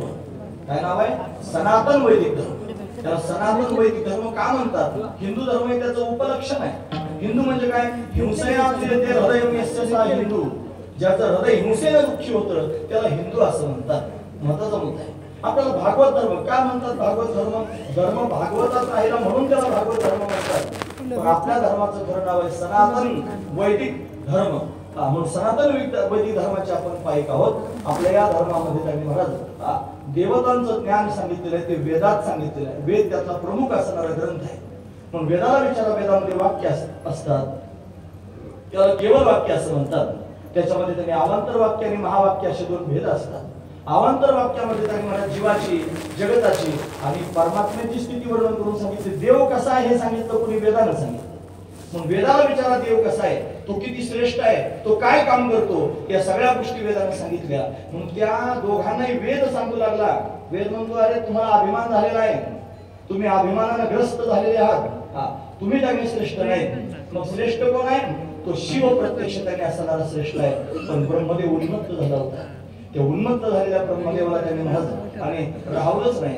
आणि या ब्रह्मदेवानं त्यांनी महाराज अशा पद्धतीनं भगवान शंकराची निंदा करायला सुरुवात केली. अजून 2 मिनिटं आहेत ना माझ्याकडे? 2 मिनिटं बाकी. आपल्याला प्रत्यक्ष भगवान प्रगट झाल्यावर फुलं टाकायचे ना. मग आता ऐका, ब्रह्मदेव निंदा करू लागला. कोणाची? भगवान शंकराची, भगवान शिवाची निंदा करायला सुरुवात केली. मग शिव परमात्म्याची त्याने निंदा करायला सुरुवात केली आणि मग त्याची निंदा विकोपाला गेली. भगवान विष्णूने तेवढीशी निंदा केली नाही महाराज. ब्रह्मदेव जास्त निंदा करू लागला. स्वतःच्या तोंडानं शिवाचं त्यांनी अशा पद्धतीनं वर्णन करून सांगू लागला, तो असाच आहे, तो तसाच आहे. अशा पद्धतीने त्यांनी महाराज भरपूर निंदा झाली आणि ती निंदा मात्र त्यांनी महाराज भगवान शिवापर्यंत जाऊन पोहोचली की हा त्यांनी ब्रह्मदेव अशा पद्धतीने निंदा करतोय. तो निंदा करणारा जो ब्रह्मदेव म्हणतात त्यावेळेस त्याला 5 मुख होते. 5 मुखाचा ब्रह्मदेव होता. आणि तो निंदा करतो हे पाहून त्यांनी भगवान रुद्र आणि भयंकर त्यांनी क्रोधायमान झाले. आणि क्रोधायमान झालेल्या रुद्राने त्यांनी महाराज विशेष असणारा अवतार घ्यायचं ठरवलं. भगवान रुद्र त्यांनी क्रोधायमान झाल्यावर वेगळेच अवतार घेतात, आवेश अवतार असतात. त्यानं त्या दक्ष राजाला मारण्याकरिता अशा पद्धतीनं वीरभद्राचा अवतार घेतला होता. तो सुद्धा शिव अवतार आणि उग्र असणारा अवतार आहे. तसाच त्यांनी महाराज हा अवतार भगवंताने धारण करायचं ठरवलं आणि ब्रह्मदेवाला त्याचा दंड द्यायचा अशा पद्धतीने ठरवलं. दंड देण्याकरिता परमात्मा त्यांनी प्रत्यक्ष प्रगट झाला. जो काळाचा एक काळ असणारा परमात्मा, म्हणून त्यांनी महाराज त्याला उग्र असणारा रूप धारण करायचं ठरवलं. जटा अशा पद्धतीने उपटलेली आहे आणि प्रत्यक्ष त्यांनी महाराज भगवंताने नील वर्णाचं एक रूप धारण केलं. 4 हात त्याला आहेत. विकराळ असणार त्यांनी स्वरूप आहे. भव्य असणार त्यांनी शरीर धारण करून, दिव्य असणार नेत्र धारण करून, हातामध्ये त्यांनी महाराज शस्त्र धारण करून परमात्मा प्रत्यक्ष प्रगट झाला. आणि तो त्यांनी महाराज सर्वांच्या समोर प्रगट झालेला देव, तो त्यांनी महाराज आवेश अवतार घेऊन आला. जे 6 अवताराचे प्रकार आपण पाहिले त्याच्यात आवेश अवतार आहे. आणि भगवान त्यांनी आवेश अवतार धारण करून आला आणि काळालाही भीती वाटावी असा काळाचा काळ त्यांनी महाराज काल भैरवाच्या रूपाने त्यांनी प्रत्यक्ष प्रगट झाला. आणि सगळ्या देवदेवतांनी त्याला प्रत्यक्ष पाहिलेलं आहे. आणि मग मात्र त्यांनी उग्र रूप धारण करणारा हा परमात्मा जगताचं हित करण्याकरिता, ज्याला त्याला त्याची जागा दाखवून देण्याकरिता प्रगट झाला. देवदेवतांनी त्याला पाहिलं आणि त्याच्यावर पुष्पांचा वर्षाव करू लागले. आपण पुंडलिक वरदा त्यांनी म्हणणार आहोत. आणि पुंडलिक वरदा म्हणून अशा पद्धतीनं पुष्पांचा वर्षाव करणार आहोत. सगळ्यांनी त्यांनी पुंडलिक म्हणायचं, नंतरच फुलं टाकायचे. पुंडलिक वरदा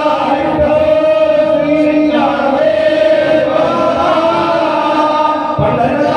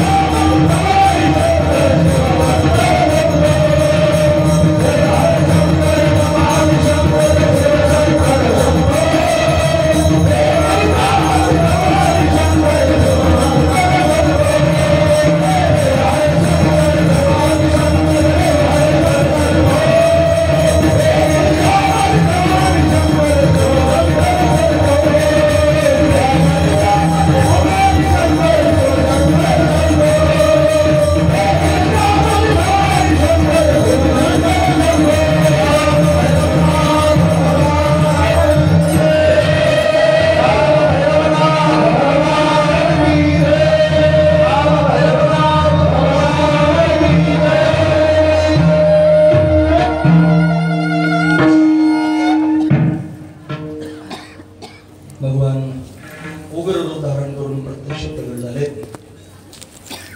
अतिशय क्रोधायमान झालेले आहेत, ब्रह्मदेव निंदाच करत होता. असाच एक प्रसंग शिवरात्रीला वर्णन करून सांगितलं जातं. त्यावेळेला भगवान ज्योतिर्मय रूपात प्रगट झाले असं वर्णन आहे. आणि त्या ज्योतिर्मय स्वरूपाचा अंत लावण्याकरिता ब्रह्मदेव वरच्या बाजूला आणि विष्णू खालच्या बाजूला गेले. त्यांना त्याचा अंत लागला नाही आणि मग त्यांनी महाराज भगवान शिव ओंकार स्वरूपामध्ये प्रत्यक्ष प्रगट झाले असं ते वर्णन वेगळं आहे. आजची जी कथा आहे ही काशी खंडात बऱ्याच वेळेला पाहायला मिळते. म्हणून त्यांनी काशीत राहणारच हा देव आहे, त्याला त्यांनी काशीचा क्षेत्रपाल मानलं जातं. हा त्यांनी क्षेत्रपाल असणारा भगवान आहे. त्याचं भैरवनाथ आहे काशीचा, म्हणून तो काशीचाच भैरवनाथ आहे. त्याचं स्तवन करताना आपण त्याने म्हणतो, हे देवराज सेव्यमान पावनांग्री पंकजम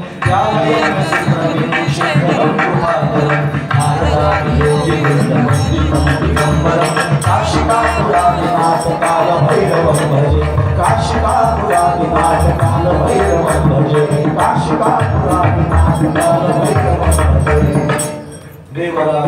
देवराज देवांचा राजा, सेव्यमान ज्याची सर्वजण सेवा करतात.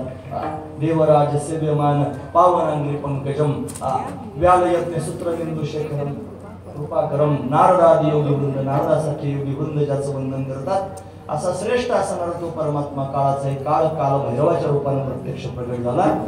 ब्रह्मदेव जास्त त्यांनी महाराज बोलतोय हे पाहून त्यानं आपल्या हाताच्या करंगळीच्या नखानं या जास्त बोलणाऱ्या ब्रह्मदेवाचं जो मस्तक आहे ना ते त्यांनी उडवलेलं आहे.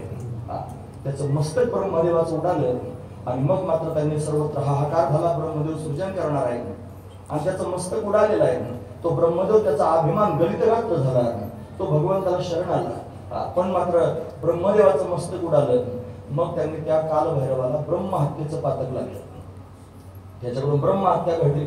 मग काय केलं पाहिजे म्हणून त्यांनी मला त्या ब्रह्महत्येचं पातक जावं याच्याकरिता त्याला सांगितली. शिवाना आज्ञा दिली, शिव भगवंतांना आज्ञा दिली, हे ब्रह्मदेवाचं मस्तक तुझ्या हातात घे आणि घेऊन त्यांनी तू पृथ्वी मंडलावर चालत राहा.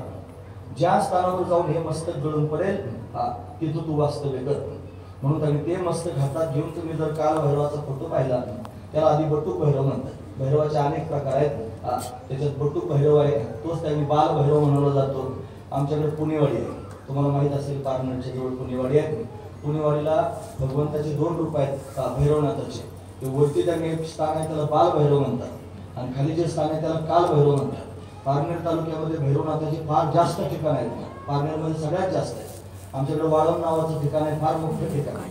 तुम्ही जर आगळगाव नाव ऐकलं असेल तर आगळगावचा भैरवनाथ फार प्रसिद्ध आहे, नगर पासून जवळ आहे. अशी त्यांनी ते स्थानं तिकडे पाहायला मिळतात आणि तिथं त्यांनी या सगळ्याचे सगळे आख्यायिका आम्हाला दरवेळेस तिकडे कार्यक्रम करावे लागतात. त्याच्यात हा सगळा महिमा सांगितला जातो. पण तो रात्रीच्या वेळेला आम्ही कीर्तन त्यांनी 10 ते 12 असतं. आपण त्यांनी हा उपक्रम दिवसाचा आहे. चांगली गोष्ट आहे. आपल्याला काय भगवंताचं प्राकट्य त्यांनी त्याचा उत्सव करायचा आहे. तो कोणत्या वेळेला आता दत्त जयंती बऱ्याच वेळेस साजरी केली. दुपारी 10 ते 12 दत्त जयंतीचे काही लोक कीर्तन करतात.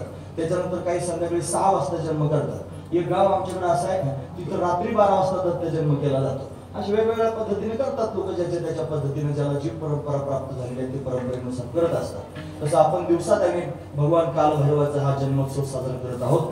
भगवान त्यांनी मला ते हातात मस्तक घेऊन निघाले. तुम्हाला देवाला सुद्धा ब्रह्महत्येचं पातक लागतं का? देवानं मर्यादा, तो जर दुसऱ्याला दंड देण्याकरिता तयार झालेला आहे मग त्यानं सुद्धा त्यांनी मला मर्यादा पडली पाहिजे. महत्वाची गोष्ट आहे. एक क्लिप त्यांनी पाहिली त्या दिवशी मोबाईलवर.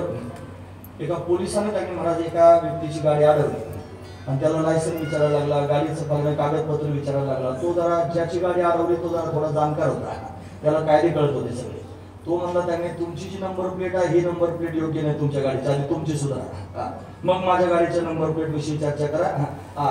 तुमचे कागदपत्र आधी दाखवा. तुम्ही जरी पोलीस असाल तरी दाखवा लायसन कुठे, असं त्यांनी बोलायला सुरुवात केली. म्हणजे का, ज्यांना दुसऱ्याला कायदे शिकवायचे त्यांना आधी कायद्यात राहायचं, मग जगाला कायदा शिकवायचं काम करायचं. आपण जर कायद्यात नाही जगाला कायदा शिकवणार नाही. म्हणून त्यांनी मला देव हा दंडधारी आहे, तो दुसऱ्याला दंड देण्याकरिता, ब्रह्मदेवाला दंड देण्याकरिता प्रगट झाला. मग त्यानुसार धर्माच्या मर्यादा पाळल्या पाहिजेत ना. सनातन वैदिक धर्म आहे आपला, त्याच्यामध्ये ज्या मर्यादा आहेत त्या आपण पाळल्या पाहिजेत. म्हणून मस्तक हातात घेतो. तुम्ही ऐकतात ना सगळेजण? लक्षपूर्वक ऐका. मला अजून बोलायचं परत. अभंगावर चिंतन करायचं ना. आता अभंग सुरू झाला. अभंगानिमित्त आहे. आपलं काय ऐकायचं होतं? कालभैरवाचा जन्म ऐकायचं. औचित्य काय होतं? कालभैरवनाथाचा जन्म औचित्य होतं. अभंगावर तर आपण काय ते ऐकत असतो. हे जर रात्रीचं कीर्तन असतं तर अभंगातला एक शब्द सुद्धा सोडला नसता. तो त्यांनी आमची सवयच आहे. एक सुद्धा कीर्तन तुम्ही असं बरेच ऐकणार आहे त्यांनी दाखवा की फार उशीर झाला म्हणून एक चरण सोडून दिलं, जाऊ द्या पुढच्या वेळेस असं कधीच होतं. सगळे चरण सोडवले जातात. मग आता इथं असं का केलं असेल? आज तुम्हाला भरपूर त्यांनी जन्माची परंपरा बघा. तुम्ही त्या निर्गुण ब्रह्मापासून मी काल भैरवापर्यंत आलोय, केवढी परंपरा तुमच्या समोर सांगितली, इथपासून तिथपर्यंत सांगितली. आता ती इथपर्यंत सगळी परंपरा ही संपूर्ण पूर्व पीठिका आहे. हे जगत निर्माण झाले भगवंताच्या सत्तेने. तो शिव झाला, तोच ब्रह्मा झाला, विष्णू झाला, रुद्र झाला, ईश्वर झाला. तो त्यांनी तिरोधान करणारा झाला आणि तो अनुग्रह करणारा झाला आणि तोच त्यांनी अशा पद्धतीने अनेक रूप धारण करून येतो. म्हणून त्याने आवेश अवतार भैरवाचं रूप धारण केलं, हातात मस्तक ब्रह्मदेवाचं घेतलं, चालू लागले. एवढे ठिकाणं का तयार झाले त्याचं कारण ते ज्या ज्या ठिकाणावरून त्यांनी गेले भैरवनाथ भगवान, तिथं तिथं त्यांचे दिव्य ठिकाणं निर्माण झाले. हातातलं मस्तक काशी क्षेत्रात जाऊन पडलं आणि मग त्यांनी काशीमध्ये ते थांबले आणि विश्वनाथाने आज्ञा दिली की तू काशीचा कोतवाल हो आणि या काशी क्षेत्राचं तू रक्षण कर. म्हणून त्यांनी महाराज संरक्षक असणारी देवता म्हणून क्षेत्रपाल म्हणून त्यांची तिथं नियुक्ती केली. जो काशीची यात्रा करण्याकरिता जातो तिथं त्यांनी सगळ्यात प्रधान देव जर कोण असेल तर भैरवनाथ आहे. विश्वनाथ प्रधान देव मानला जात नाही, भैरवनाथ प्रधान देव मानला जातो. भैरवनाथाचं दर्शन घेण्याकरिता जर तो गेला नाही तर काशीची यात्रा पूर्ण होत नाही. मग काशीची यात्रा पूर्ण करण्याकरिता भैरवाच्या दर्शनापर्यंत त्यांनी जावं लागतं. हा महत्वाचा विचार आहे. म्हणून त्यांनी ते मस्तक तिथे पडलं आणि काल भैरवनाथ त्या ठिकाणी वास्तव्य करण्याकरिता राहिले. मग असं एका ठिकाणी ऐकलं मी की ब्रह्महत्येचं पातक लागलं. मग काय करायचं? भगवान शंकरच आहेत ते स्वतः, म्हणून कपाल हातात घेऊन फिरतात म्हणून त्याला कपालेश्वर म्हणतात. नाशिकला महादेवाचं मंदिर आहे कपालेश्वराचं, गोदावरीच्या काठावर आहे. तिथं त्यांनी महाराज एका वासरानं सांगितलं, गाईच्या वासरानं, तुम्हाला ब्रह्महत्या घालवायची ना, गोदावरीमध्ये त्यांनी महाराज 2 नद्या अजून मिळाल्या तिथं, त्याचा संगम आहे. त्या संगमात जर तुम्ही स्नान केलं तर तुमचं त्यांनी ते पातक अशा पद्धतीने निघून जाईल. म्हणून तिथं त्यांनी भगवान प्रगट झाले, ते स्नान त्यांनी केलं, पातक ब्रह्महत्येचं निघून गेलं. आणि ते निघून गेल्यानंतर त्या वासरानं मला सांगितलं आपला जो नंदी आहे त्याच्यावर बसून आपण फिरतो तो सुद्धा गायचं वासरूच आहे. म्हणून तिथं त्यांनी महाराज निर्णय केला की या स्थानावर मी तुझ्यावर आरूढ होणार नाही, तुला वाहन समजणार नाही. पण आजही तुम्ही कपालेश्वराचं दर्शन घ्यायला जा, त्याच्या समोर नंदी पाहायला मिळणार नाही, तिथं नंदी नाही. तिथं त्यांनी पातक घालवण्याकरिता भगवान गोदावरीमध्ये अशा पद्धतीने आले, अशी कथा सांगितली जाते. म्हणून त्यांनी हा परमात्मा प्रगट झाला, हा सहजासहजी प्रगट होत नाही, आपल्या सगळ्यांचं हित करण्याकरिता आला. मग तो संरक्षक आहे, आपल्या गावामध्ये त्याचं वास्तव्य आहे. तो काय करतोय? या ठिकाणी संरक्षण करण्याकरिता आलेला आहे. आपल्या सगळ्यांचं क्षेत्राचं संरक्षण करण्याचं काम करतो. हा सहजासहजी प्राप्त होत नाही, हा मोठ्या भाग्यानं प्राप्त होत असतो. मग आपण सगळ्यांनी काय म्हणलं पाहिजे? आमच्या सगळ्यांचं भाग्य उदयाला आलं आणि आमच्या भाग्यानं हे आमच्या समोर त्यांनी दैवत प्रत्यक्ष प्रगट झालं. संपूर्ण जगाला चालवणारा, जगाचा जिव्हार असणारा हा परमात्मा आमच्या भाग्यानं आम्हाला प्राप्त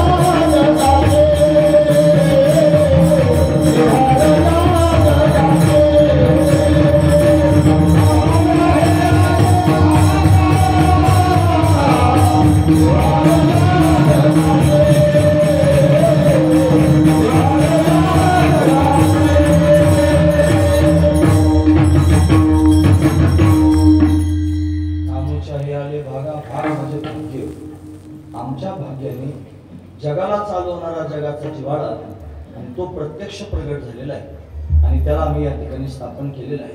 म्हणजे देव आपल्याकरता इथे आलेला आहे, भैरवनाथाच्या रूपाने या ठिकाणी स्थिर झालेला आहे. त्यानं यायचं काम केलेलं आहे. आपलं काय काम आहे, आपण काय केलं पाहिजे, हा पण महत्वाचा विचार. देव येतो, लोक मंदिर बांधतात, त्याच्यात मूर्ती स्थापन करतात.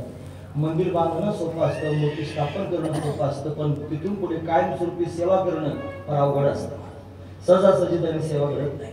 मंदिरामध्ये जर मूर्ती प्राण प्रतिष्ठा केली असेल आणि 3 दिवस जर दिवाबत्ती झाली नाही सलग आणि 3 दिवस जर त्याला नैवेद्य दाखवलं नाही तर त्यातली प्राण प्रतिष्ठा उडून जाते. मग ते पातक कोणाच्या डोक्यावर पडतं? जो प्राण प्रतिष्ठा करायला यजमान बसलेला असतो ना, ते त्याला पातक. लोकांना फार हौस असते यजमान म्हणून बसायची. मग ते रुसून बसतात काही लोक, आम्हाला पूजेला बसवलं नाही.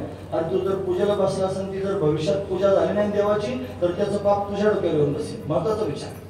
म्हणून त्यांनी महाराज त्याची सेवा पण महत्वाची आहे. देव आमच्याकरिता आला, जगाचा जिव्हाळा आमच्याकरिता प्रत्यक्ष प्रगट झाला. मग तुम्ही काय करणार आहात? ते म्हणजे आम्ही पण काही कमी नाही. मग काय करणार आहात? आम्ही त्याला आमच्या हृदयामध्ये धारण करून राहिलेलो.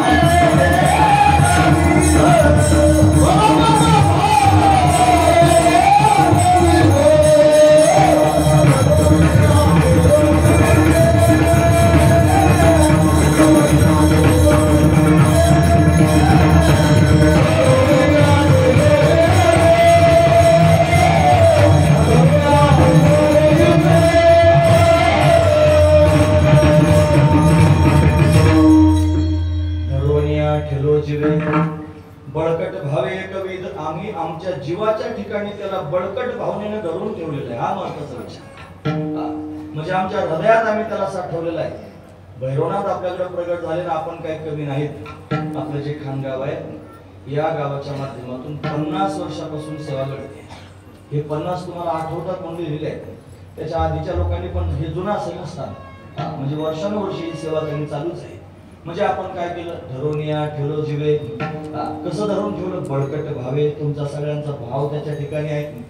तुम्ही सर्वजण एकविध आहात. एकविध होऊन त्यांनी बळकट भावनेने तो देव हृदयामध्ये धारण करून ठेवलेला आहे. हृदयात जीवाच्या ठिकाणी धारण करणे, इथं धरून ठेवणे. तो बिना घेतला की नाही मुंजाळ महाराजांनी? तो त्यांनी असा धरून ठेवला. म्हणजे काय केलं पाहिजे? तो बिना असा हृदयाजवळ धरून ठेवला पाहिजे, असं त्याचा नियम आहे. म्हणून त्यांनी तो कायमस्वरूपी आपल्याजवळ असावा. काही साधू संत दिसतात, विण्यावरच्याच मूर्ती असतात. तुकोबारांची मूर्ती हातात विना, सेना महाराजांची मूर्ती हातात विना, नामदेव महाराजांची मूर्ती हातात विना, नरहरी महाराजांची मूर्ती हातात विना. हा का विना त्यांनी धारण केलेला आहे? तो बळकट भावे एकविध होऊन बळकट भावनेने धारण केलेला आहे. महत्वाची गोष्ट आहे. तसा देव त्यांनी आम्ही बळकट भावना धारण करून हृदयात धारण केलेला, साठवलेला आहे. आला कसा? तो सहजासहजी त्यांनी येत नाही. तो आता तुम्ही मला वर्णन करून सांगितलं असा शब्दांच्या पलीकडचा आहे, पारमार्थिक सत्तेतला आहे. हा आला कसा? ते म्हणजे त्यांनी आम्ही त्याला आमच्या समोर प्रत्यक्ष आणून उभं केलं. आणि कसं त्यांनी जर उभं केलं असेल तर ते आमच्या श्रद्धेनं भावनेनं त्यांनी उभं केलं. तो येणं तेवढं सोपं नाही, पण आमच्या श्रद्धेला पाहून, आमच्या भावनेला पाहून तो निर्गुण निराकार असणारा, कळण्याकरिता कठीण असणारा परमात्मा सोपा झाला आणि आमच्या जवळ उभा राहिला.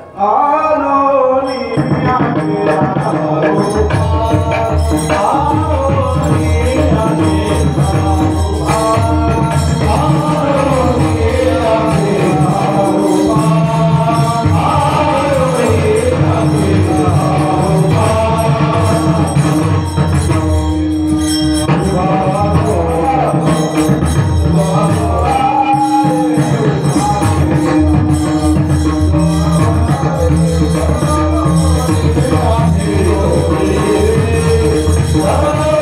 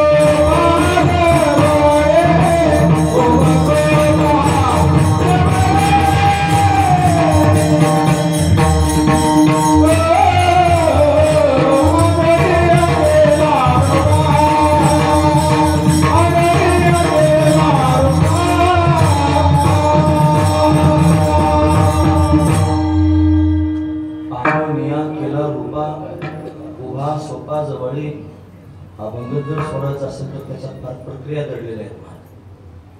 अभंग सोडवण्याचा उद्देश नसून मूळ उद्देश आपला साध्य झालेला आहे.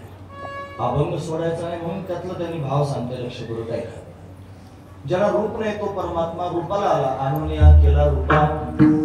उभा अवघड आहे पण सोपा करून उभा राहिला. उभा सोपा जवळी कुंडलिकानं तो परमात्मा. त्यांनी शब्दांच्या पलीकडचा वेदाला न कळणारा परमात्मा आणूनिया केला रूपा. उभा सोपा जवळ त्याने उभा करून ठेवला. हा त्यातला भाव आहे. कसं काय उभा राहिला आणि एवढा तुमच्या समोर त्यांनी आला ते म्हणले तसं नाही झालं. तो आमच्या अंकित झाला. अंकित होणं फार महत्वाची गोष्ट आहे. अंक म्हणजे मांडी आणि अंकित होणं म्हणजे आमच्या मांडीवर झालं, म्हणजे आमच्या हातात आला, आमच्या स्वाधीन झाला. का स्वाधीन झाला त्याचं एकच कारण आहे, त्याचं नाव आहे भक्ती. एवढा मुद्दा सांगून मी थांबणार आहे. सगळ्यांनी कान उंच करून माझ्याकडे पाहा आणि लक्ष करू काय का. हे बघा, भगवान या युगामध्ये प्राप्त होऊ शकतो. लोकांना या युग प्रभावानं जास्त फॉरवर्डपणा अंतःकरणात जीवात निर्माण झालेले. मी फार आता शिकलो, सवरलो, मोठा झालो असं सगळ्या लोकांना वाटायला लागलं. त्याच्यामुळे त्यांची धार्मिक दृष्टी जी आहे ना, पारमार्थिक दृष्टी जी आहे ती थोडी क्षीण झाली. मग त्यांच्या मनामध्ये या भावना क्षीण झाली की देव येत असतो, देव भेटत असतो, देव त्यांनी लीला करत असतो. हे लोक आता मान्य करत नाहीत. करतात पण देवाच्या भेटीकरता 8 तास कोणी करताना दिसत नाही. तर ही गोष्ट लक्षात ठेवा. या जगामध्ये देव आहे. तुम्हाला बालवाडी शिकवायला लागला ते कीर्तन संपायच्या वेळेला, मला बालवाडी नाही शिकवायची. जगात देव आहे. तुम्हाला का सांगतोस मग देव आहे म्हणून? अरे लोकांचा विश्वासच राहिला देव आहे म्हणून. कशावरून? आता कोरोना येऊन गेलो ना महाराज. देव आहे अशी जर शाश्वती सगळ्या लोकांच्या मनात असती तर कोरोनाच्या काळात माळकऱ्यांनी माळ काढले असते का? खरं सांगा, मी वस्तुस्थिती सांगतोय तुमच्यासमोर. काढल्या ना माळा महाराज लोकांनी. देव आहे म्हणून काढल्या का नाही म्हणून काढल्या? खरं सांगा मला तुम्ही. त्यांचा विश्वास नाही देवावर. जर विश्वास असतात म्हणजे असते माझा देव मला सांभाळायला तयार आहे म्हणून देवावर विश्वास ठेवा. देव आहे. नंबर 2 मुद्दे सांगतोय. देव भेटत असतो. देव भेटत असतो महाराज. तो ध्रुवाला भेटला, प्रल्हादाला भेटला, फार लांबचे सांगण्यापेक्षा ज्ञानोबराने भेटला, तुकोबराने भेटला, जवळच्या सगळ्या साधू संतांकडे पाहताना भेटला. भेटत असतो. नंबर 3 तिसरा मुद्दा लक्षात ठेवा. हे सूत्र माझ्या लक्षात ठेवा तुमच्या कायमस्वरूपीचे. तिसरा मुद्दा असा आहे, मला सुद्धा देव भेटू शकतो. आत्मविश्वास सगळ्यांच्या पोटात असला पाहिजे. मला सुद्धा देव भेटू शकतो. हा आत्मविश्वास लोकांच्या मनात कमी झाला म्हणून देव भेटत नाही माणूस. खरंच विचार कर स्वतःच्या मनाला की तुला काय वाटतं मला पण देव भेटू शकतो. कोणी विचारच करत नाही महाराज असा. हरिभक्तीपरायण म्हणून घेतात, देवदेव करताना दिसतात पण देवाच्या प्राप्तीकरता कुठेच काही करताना दिसत नाही. का तर त्यांना वाटतं हे चाललंय सगळं परमार्थ म्हणून चाललंय. पण देवाच्या प्राप्तीकरता 8 तास कोण करतो? मला सुद्धा भेटू शकतो देव. महत्वाची गोष्ट आहे. देव भेटण्याकरताच मी जन्माला आलेलो आहे.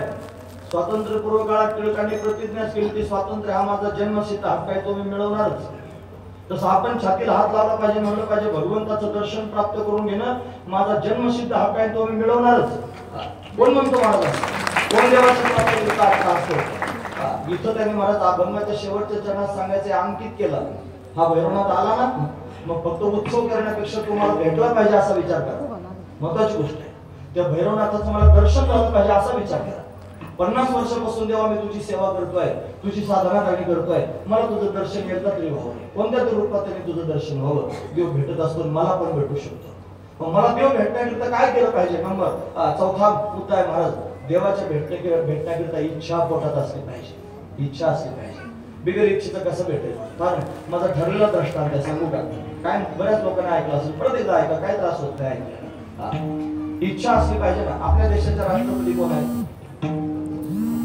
श्रीमती द्रौपदी मुर्मू मॅडम. बरोबर आहे की? मुर्मू मॅडम. या मुर्मू मॅडम आपल्याला भेटू शकतात की नाही?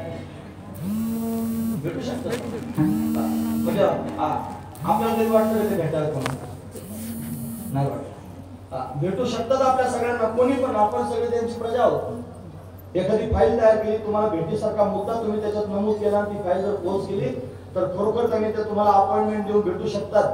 पण तुम्हाला त्यांनी भेटलं का नाही भेटलं का, तुम्हाला त्यांना भेटायची इच्छाच कधी झाली नाही. जर तुमच्या मनात त्यांना भेटायची इच्छाच झाली नाही, आपोआप कसं काय भेटतील, ते तयार आहेत भेटायला. तसा देव आपल्याला भेटायला तयार आहे, पण आपल्याला का भेटत नाही? देवाच्या भेटीची इच्छाच झाली नाही. भैरवनाथ मला भेटावं असं कधी वाटलंच नाही. मग कसं काय भेटल? तो काय वेळ आहे का आपल्याला स्वतःहून भेटायला येण्याकरता? इच्छा झाली पाहिजे. पुढचा मुद्दा सांगतो, फक्त इच्छा असून चालत नाही, प्रयत्न करावे लागतील. 5वा मुद्दा आहे प्रयत्न. देव आहे, देव भेटत असतो, मला पण भेटू शकतो.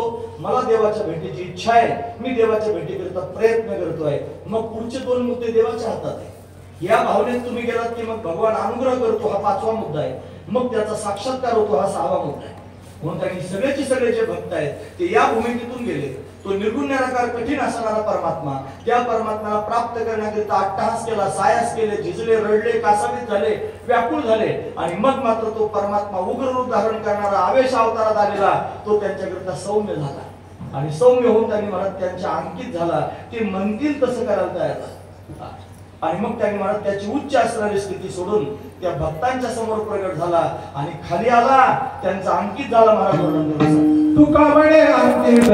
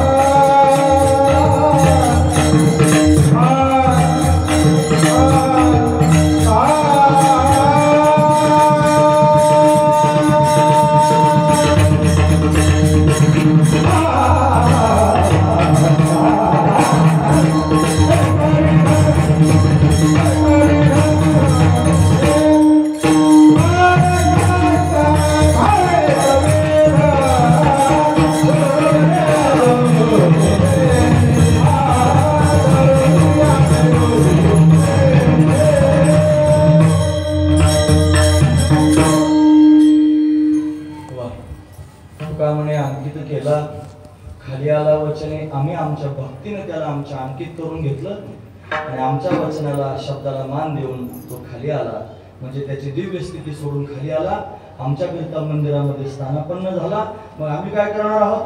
धरुनिया ठेलो जीवे बळकट भावे एकविध म्हणून आपण सर्वजण त्या भैरवनाथाला हृदयामध्ये धारण करून बसलेलो आहोत आणि एकविध भावनेने आपण त्याची भक्ती करतो. हा त्यातला भाव आहे. असं संतांनी पांडुरंगाला प्रत्यक्ष उभं केलं आणि धरुनिया ठेलो जीवे बळकट भावे एकविध असं त्याला म्हणतात. कोण्या कोण्या संतांनी भगवंताला हृदयात धारण केलं. मोठ्या प्रेमाने त्यांचं चिंतन करून पुढील प्रसंग पाहूया. हे ज्ञानेश्वर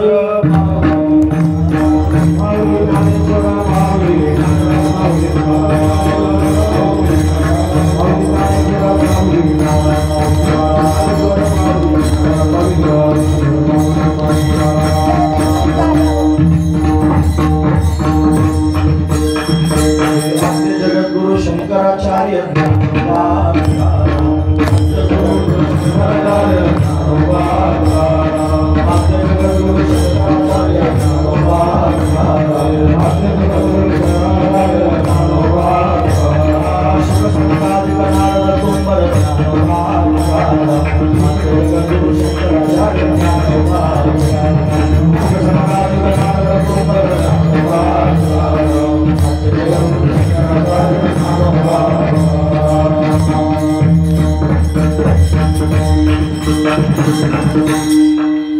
येतामध्ये अवकाश भगवंताची सेवा करण्याचा प्रयत्न केला, झाली सेवा भगवंताच्या चरणी समर्पित करून या ठिकाणी थांबूया.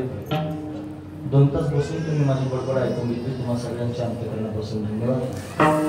गुणवान मंडळींनी फार सुंदर साथ केली. तुम्हा सगळ्यांच्या अंतःकरणापासून धन्यवाद. साऊंड सिस्टीम सहज आहे, मला फार चांगलं बोलता आलं.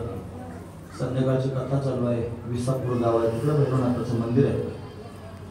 2 वेळेला बोलायचं म्हणजे की घसा जाम होत असतो, पण ते सुज्ञ आहे. त्यांच्याकडं फक्त पाहिलं तरी त्यांना कळत होतं मला आता कशाची गरज आहे. सांगायची आवश्यकताच पडली नाही. खरंच तुमचे धन्यवाद अंतःकरणापासून. पंचक्रोशीतून भाविक उपस्थित आहेत. फार श्रद्धेनं आपण दिवसाचे कार्यक्रम म्हणलं की रात्रीचे कार्यक्रमाला सगळे लोक जमतात. दिवसा जरा थोडी लोकांची आवड कमी असते, तरी सुद्धा आपण सर्वजण इथं बसून जागा पूर्ण म्हणून बाहेर महिला मंडळ बसलेलं आहे. माझी भरपूर संख्येने सर्वजण आपण उपस्थित आहात. फार श्रद्धेनं त्यांनी श्रवण करत आहात. पंचक्रोशीतून उपस्थित आहेत. सर्वांचे धन्यवाद. महाराज मंडळी समोर बसले आहेत. मोठ्या मनाने तुम्ही श्रवण करत आहात. सर्वांच्या चरणावर मस्तक ठेवतो. मस्तक माझा पायावरील या वारकरी संतांच्या आणि सर्वांना नमस्कार करून थांबतो. हे नैमित्तिक कीर्तन होतं. निमित्त म्हणून निमित्तावरच बोललं पाहिजे. काय बोलावं हे पण बोलणाऱ्याला कळालं पाहिजे की आज आपल्याला काय निमित्तानं बोलावलेलं आहे. तुम्ही जर मला काल्याच्या कीर्तनानं बोललो असतं तर मी इथून तिथून कृष्णच सांगितलं असतं. कारण काल्याचं कीर्तन हे बाकीच्या अकलीची तारी तोडाय करता नसतं, ते भगवंताचं चरित्र गुणांवाद गाण्याकरता असतं. म्हणून त्यांनी काय बोलावं वक्त्यांना ते कळालं पाहिजे. म्हणून अतिपर्यंत मला अवतार सांगायचा होता. विविध प्रकाराने अनेक माध्यमातून मला भैरवनाथ भगवान कसे प्रगट झाले आणि त्यांची पूर्वपीठिका अवताराची कशी सांगता येईल याचा अभ्यास करून आपल्या समोर तो मांडण्याचा मी प्रयत्न केला. मला असं वाटतं की आपण सगळ्यांनी ते लक्षात ठेवलं असेल. ते सगळे मुद्दे लक्षात ठेवण्यासारखेच आहेत. ते आपल्या धर्मातले गूढ तत्व आहे. ते त्यांनी प्रत्यक्ष भगवान शिवानं शिव पुराणात वर्णन करून सांगितले आहे. ते आपण आठवणीत ठेवले पाहिजे, आपण साठवले पाहिजे. बघा, इतर धर्मीय लोकांकडे जर तुम्ही पाहिलं ना महाराज, त्यांच्या धर्माचा त्यांना फार अभिमान असतो. मला कोणाची निंदा करायची नाही. ते त्यांच्या धर्माला एवढे लेकरं सुद्धा त्यांच्या धर्मानुसार आचरण करतात. आपल्या धर्मातील लोकांना कपडाला गंध लावायची लाज वाटते, डोक्यावर शिखामध्ये शेंडी ठेवायची लाज वाटते, मंदिरात जायची लोकांना लाज वाटते. याच्यापेक्षा काय सांगू, किती त्यांनी महाराज खंत करण्यासारखा मोठा आहे. म्हणून आपल्याला आपल्या धर्माचा स्वाभिमान असावा. आपल्या मला तुम्ही कोणा दुसऱ्या धर्माची निंदा कधीच करू नका. पण स्वतःच्या धर्माचा तर स्वाभिमान धारण करा ना. म्हणून आपल्या धर्मातले सगळे तत्व आपल्याला माहीत असले पाहिजे. या सगळ्या गोष्टी आपल्याला माहीत असल्या पाहिजे. याच्या पुढचा एक मुद्दा सांगतो, 1 मिनिटात थांबतो. काय मुद्दा आहे हे बघा. नाही तुम्हाला स्वतःचा धर्म पाळता तर पाळू नका, पण माझी विनंती सगळ्यांनी ऐका. काय विनंती आहे, निदान आपल्या तोंडाने आपल्या धर्माची निंदा तरी करू नका. नाही तर लोक फार पुढे गेले ना, ते काय शिकले सवरले श्रीमंत झाले, मग त्यांना वाटायला आपण काहीतरी झालं. मग स्वतःच्याच तोंडाने स्वतःच्या धर्माची निंदा करायला लागले. तुम्ही धर्माला पायाखाली तोडवायला लागले. आम्ही रात्रंदिवस जीव कासावीस करून लोकांसमोर धर्म सांगायला फिरतो. तुम्ही फार शाजूक झाले, पायाखाली धर्म तोडवायला लागले. निदान ते तरी करू नका. गावगाव सगळ्यांनी सजग व्हावं. धर्माच्या बाबतीत आणि महाराज विचार करून एकत्र यावं.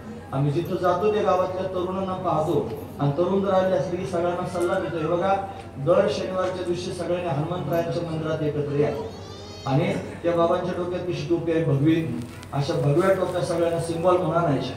त्या टोप्या डोक्यात घालायच्या, आसन घालायचं, हनुमान चालीसाचं पुस्तक घ्यायचं आणि हनुमंतरायांच्या समोर त्यांनी जेवढे गावातले तरुण एकत्र करता येतील त्यांनी यायचं. हनुमान चालीसाचं पाठ करून हनुमंतरायांची आरती करायची. असं जर दर शनिवारी सुरू झालं, तुमच्याकडे जर चालू असेल तर फार तुम्हाला धन्यवाद आहे. म्हणून त्यांनी जर चालू असेल, जिथं चालू नसेल त्यांनी चालू करा. माझं काम आहे म्हणायचं सगळ्यांच्या समोर सांगणं. का धर्म त्यांनी टिकला पाहिजे, वाढला पाहिजे, धर्माचं संरक्षण झालं पाहिजे. त्याच्याकरिता तरुणांची आवश्यकता आहे. आपण सगळ्यांनी एकत्र यावं आणि धर्म संरक्षण करण्याकरिता सहाय्य करावं. हा त्यातला बघाय असू द्या. झाली सेवा पुनश्च एकदा भगवंताच्या चरणी समर्पित करून थांबतो. सगळ्यांना आमंत्रण देतो संत पंढरी पाहण्याकरिता. या नगरच्या जवळ संत पंढरीचा मोठा दिव्य प्रकल्प सुरू आहे. जवळजवळ 9 एकर क्षेत्रामध्ये आणि 30 कोटी रुपयाचा मोठा प्रकल्प आहे. पंढरपूर, आळंदी, पैठण, देहू आणि पिंपळनेर हे वारकऱ्यांची 5 ठिकाणी तिथे एकत्र आहेत. त्याच्यात 12 ज्योतिर्लिंग, अष्टविनायक, 3.5 शक्तीपीठ हे सगळे एकाच जागेवर पाहायला मिळून मोठं गुरुकुल. आणि हे विद्यार्थी जसे आहेत तसे विद्यार्थ्यांना धर्म शिक्षण मिळावं म्हणून गुरुकुलाची व्यवस्था आहे. आपण सर्वांनी ते पाहण्याकरिता यावं असं आमंत्रण सर्वांना देतो आणि थांबतो. चाल झालीच आहे, सगळे धरूया आणि मोठ्या प्रेमानं भगवंताचं चिंतन करतो. ते कसं विठ्ठल